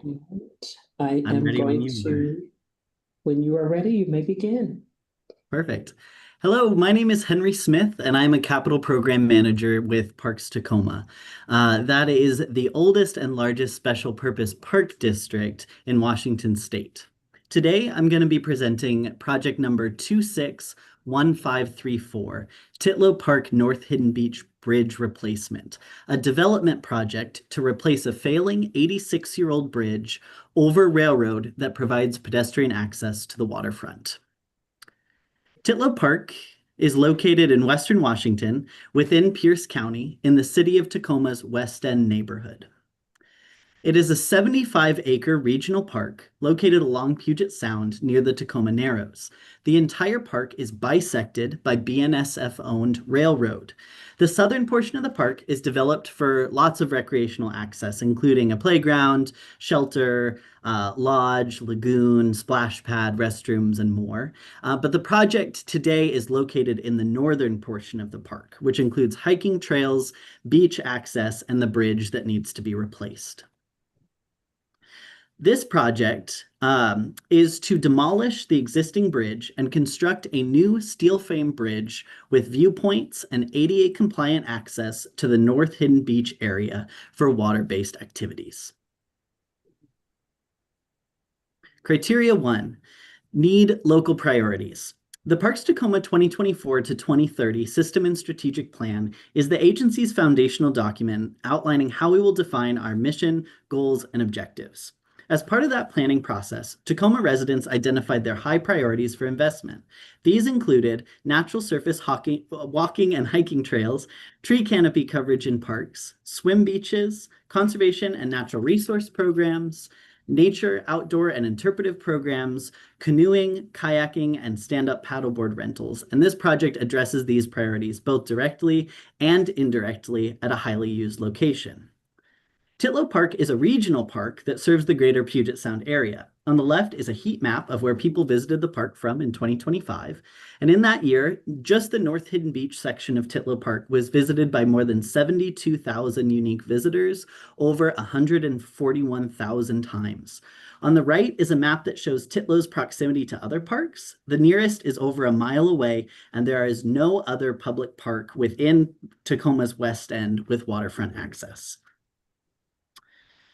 While there is trail access to North Hidden Beach on both the north and south side of Titlow Park, as shown on the diagram on the right, the North Hidden Beach Bridge is a key connection within the north part of the park where there is no alternative crossing. It is also the only elevated crossing in Titlow Park. The southern crossing is at grade. The trails on the west side of the railroad are generally soft surface and not ADA accessible. However, there is existing paved access from the east along North Hidden Beach Road. If you can see my mouse, that's this spur of trail here, which is a park road that's closed to traffic and connects to 6th Avenue. This culminates in the bridge, and in this way, the bridge is a pivotal component of access travel to the beach. As we've discussed, the existing bridge is deteriorating structurally and was closed to all vehicular traffic in 2019. It's inspected annually, and if its condition worsens, it will be permanently closed to pedestrians. Until it is replaced, this portion of the park cannot be accessed safely by emergency or maintenance vehicles, creating a safety risk to the public. Replacing the pedestrian bridge is a key step to completing the Titlow Park Master Plan, which has been on hold since this issue was discovered. Moving forward with this project will facilitate the reimagining and redevelopment of the rest of North Hidden Beach. Because of this, the design and construction of a replacement bridge is crucial in order to make the northern portion of Titlow Park accessible. And here's a photo of the North Hidden Beach site. Criteria 2. Project scope. The site contains beachfront and spectacular views of Tacoma Narrows bridges and Fox Island, an existing but dilapidated boat launch, and concrete and asphalt remnants of a former building foundation and parking lot. While this project does not redevelop the entire site, reconstructing the bridge is a key step towards maintaining access and advancing the master planning process. This project will demolish the existing bridge, footings, and roadway and develop a new bridge designed for pedestrian and emergency and maintenance vehicle access, as well as an ADA circulation path to North Hidden Beach, 3 viewpoints, throw fencing, pedestrian handrail, landscaping, site furnishings, and power, sewer, and water utility infrastructure. The project is currently 90% designed, a cultural resources survey has been completed, and permitting is in progress. Here is a one-page site development plan showing the ADA pathway to the beach to the west, or on the left of your screen, the access or the bridge above the tracks in the middle, and the access road connection to the east. It's likely that the new bridge will need to be barged into the site and unloaded onto a staging area located uplands from the beach on the west side of this drawing. Criteria 4, site suitability. This project provides and improves water access in several ways. First, Titlow Park, as we've mentioned, is the only beach park on the west side of Tacoma, encompassing over a half-mile of beachfront property, making it both a critical and highly used public access point to the Puget Sound. Replacing the North Hidden Beach Bridge not only makes this public access possible, but extends access by increasing accessibility. With funding from RCO, this bridge would be demolished and a new bridge will be constructed within the existing perpetual BNSF easement with railroad approval. The construction of the new bridge greatly improves ADA access to North Hidden Beach by adding an accessible pathway on the west side of the bridge, replacing wood decking with concrete, and correcting slope issues. It also has 3 viewpoints where people can rest and view the waterfront. The bridge is designed to minimize impacts to shoreline buffer and critical areas. Criteria 5, project design fit. This design aligns with need, location, and project scope in several ways. Moving from left to right, at the top of your screen here is a design of the existing bridge. On the left, you can see that where the bridge ties into the existing road has a slope issue that's corrected in the new bridge design. So we're meeting a more accessible slope. Additionally, the existing bridge does not meet BNSF clearance standards. The new bridge will be constructed to provide 3 to 5 feet of additional clearance, which meets current standards.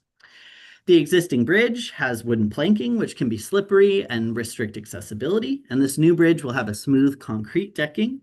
The existing bridge has just a waist-high fence between the bridge and the railroad tracks below, and the new design incorporates a 9-foot fence to prevent objects from being thrown at trains and is also designed to not be scalable by people.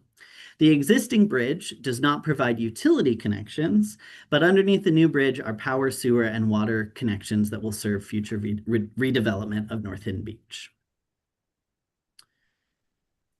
The existing pathway from the bridge to North Hidden Beach is too steep for ADA access. The new pathway meets slope requirements by curving down to the beach following a gentle grade. Access is enhanced by the 3 viewpoints to rest and look at the water. And the project plans to plant approximately 900 native trees and shrubs, enhancing the natural beauty and the environmental health of the site. Criteria 6, project design budget. The total project cost for this, the total cost of this project is estimated to be about $4.384 million. This estimate is derived from 60% cost estimates produced by a professional cost estimator with appropriate escalation and includes actual costs incurred for eligible pre-agreement expenses for design, permitting, and cultural resources. Of course, the largest costs are site prep and demolition of the existing bridge and fabrication of the new bridge, but other costs include landscaping, fencing, pedestrian handrail, the ADA pathway, utility connections, viewpoints, and site furnishing. Permitting and 100% design are planned to be completed in early 2027, and the project should be construction ready by the fall of 2027. The construction schedule is expected to take 12 months to complete. Criteria 7, project engagement methods. To develop the 2024 to 2030 System and Strategic Plan, Parks Tacoma conducted extensive public outreach, including focus groups, public meetings, a statistically valid community survey, a recreational trends analysis, and geospatial mapping. Within the Northwest Planning Area, where Titlow Park is located, an in-person focus group was held. Additionally, Parks Tacoma has engaged the public through the Titlow Park master planning process. Beginning around 2010, Parks Tacoma has been working to complete a master plan of Titlow Park. In support of this process, Parks Tacoma has convened a steering committee and held several public meetings to gather input about the park. Unfortunately, as that process progressed, Parks Tacoma became aware of the North Hidden Beach Bridge failing, and that necessitated a 2020 master plan addendum that's still in progress to reimagine the North Hidden Beach area. This effort has also involved several community meetings, a community workshop and tour, and an online survey. The result of this input was that the public preferred a more natural restoration of this the North Hidden Beach site and did not want a drive-in destination. Criteria 8, project engagement community. This graphic shows the full results of the System and Strategic Plan's top investment priorities for the Northwest Planning Region. This project will address the top 2 needs, natural surface walking and hiking trails, as well as increasing tree canopy coverage in parks. It also adds paved pedestrian access to North Hidden Beach, providing convenient access for swimming and other forms of direct water access. In the medium priority category, this project also has opportunities for public art integration and is a keystone project for maintaining regional park access and continuing to develop Titlow Park. Criteria 9, project engagement partnerships. This project includes several interagency partnerships. The project has been designed and approved by BNSF Railroad. Protecting and expanding pedestrian access to North Hidden Beach is a critical step in expanding potential collaboration with programming partners, both internally and externally. And the North Hidden Beach site is also perfect for fostering connections with external stakeholder groups, including local and regional dive clubs, kayaking and canoeing groups, nature groups, bird watchers, environmental education programmers, and other hobbyists. And lastly, as we've discussed, this project will participate in the Parks Tacoma 1% for Art program, which will fund public art created by local artists. Criteria 10, sustainability. This project has several ecological benefits. The existing bridge is built out of creosote-soaked wood, which is an environmental hazard. This will be removed and replaced by a steel bridge. The replacement bridge is designed for pedestrian and emergency and maintenance vehicle access only. This will keep vehicles away from the waterfront, reducing runoff and microplastic pollution from tires. The landscaping plan includes approximately 130 native trees and 750 plus native shrubs, including some culturally significant species. Social benefits include opportunities for public art integration through the Parks Tacoma 1% for Art program and interpretive signage. And Parks Tacoma has initiated conversations with the Puyallup Tribal Language Program Director about potential inclusion of tribal language and interpretive signage at this site.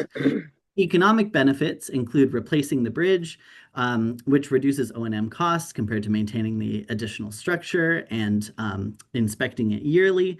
And replacing the bridge will give BNSF the 3 to 5 feet of additional clearance, which will support regional commerce. Criteria 11, diversity of recreation uses. This project will provide access to a wide variety of waterfront activities, including walking, running, beachcombing, kayaking, water and wildlife viewing, fishing, and environmental programming.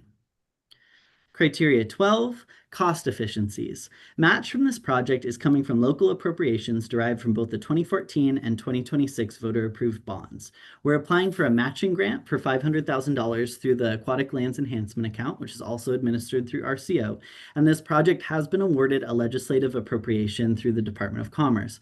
Parks Tacoma harnesses volunteer contributions through the Chip-In program, a popular program supporting projects that beautify parks and make them safe, secure, and great. In support of this project, volunteers will assist with cleanup, plant care, and programming at the site. Donations are not necessary for project completion. And with that, thank you for your time and careful consideration of this development project. I'm happy to answer any questions. Henry, your goal is to shave off 90 seconds. Just giving Can't you wait. a target. Yeah, thank you. Thank you. I was just addressing it from Aaliyah, which is 20 minutes long, and I figured it was going to go a little long. Yeah, I understand. Questions and comments from team members, and we're going to start with you, Garrett. Henry, thanks a ton. It's a beautiful site. Really cool stuff. You list a BNSF permit number, but you don't have your permits from them yet. And I heard that you got approval from BNSF. Painful personal experience with the railroad and right-of-way agents. Do you see, is there anything between y'all and Burlington Northern that would limit you getting your approval of this to move it forward?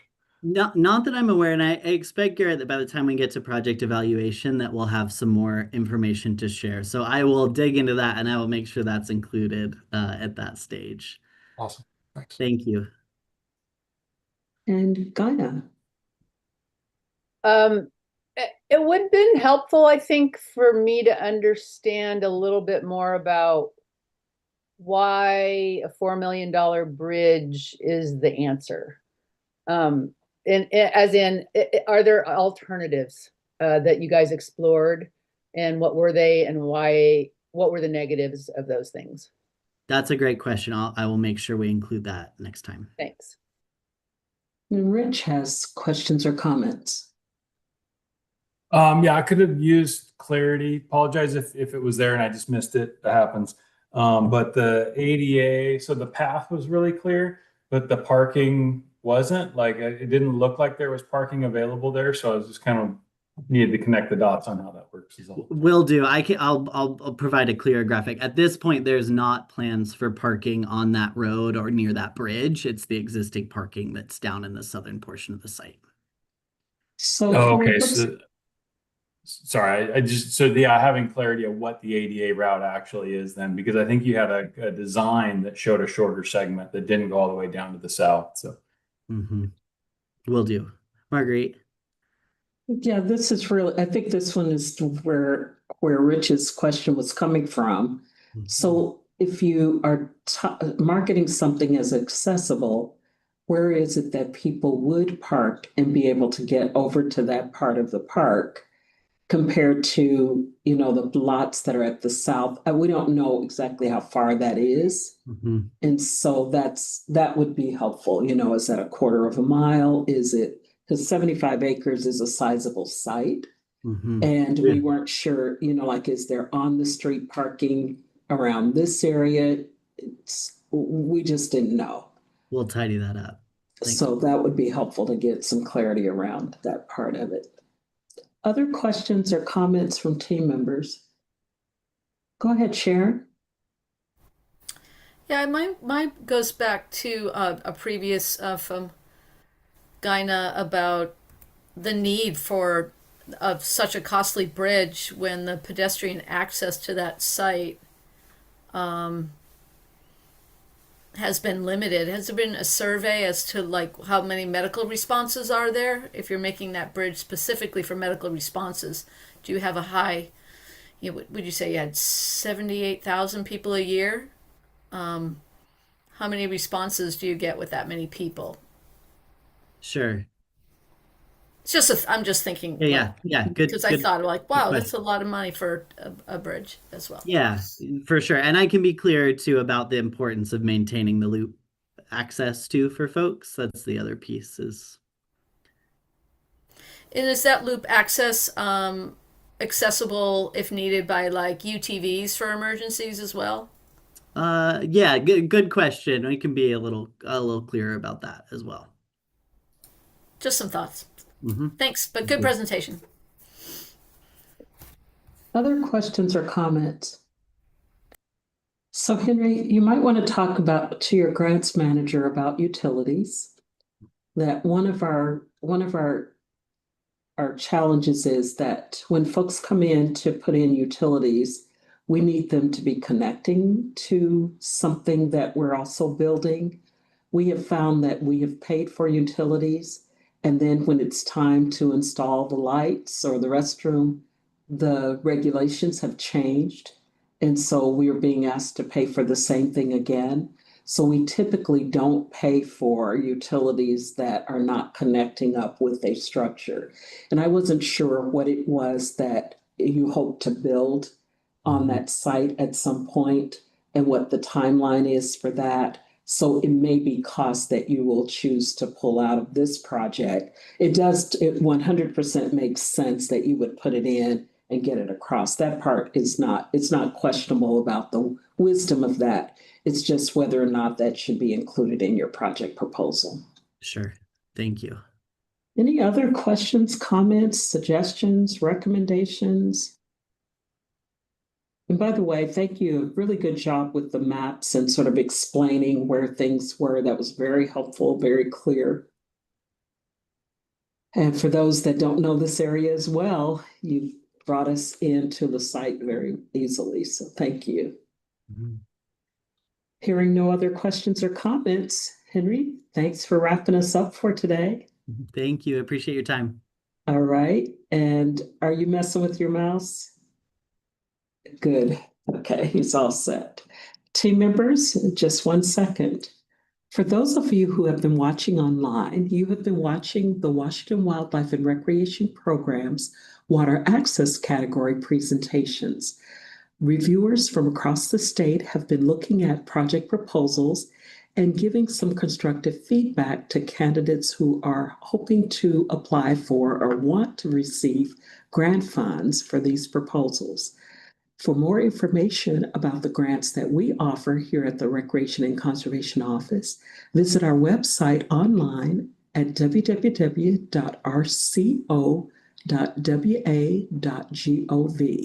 We will return once again tomorrow to finish our presentations on local water access sites. Join us again at 9 o'clock tomorrow morning. Thanks very much. We hope to see you then. Bye.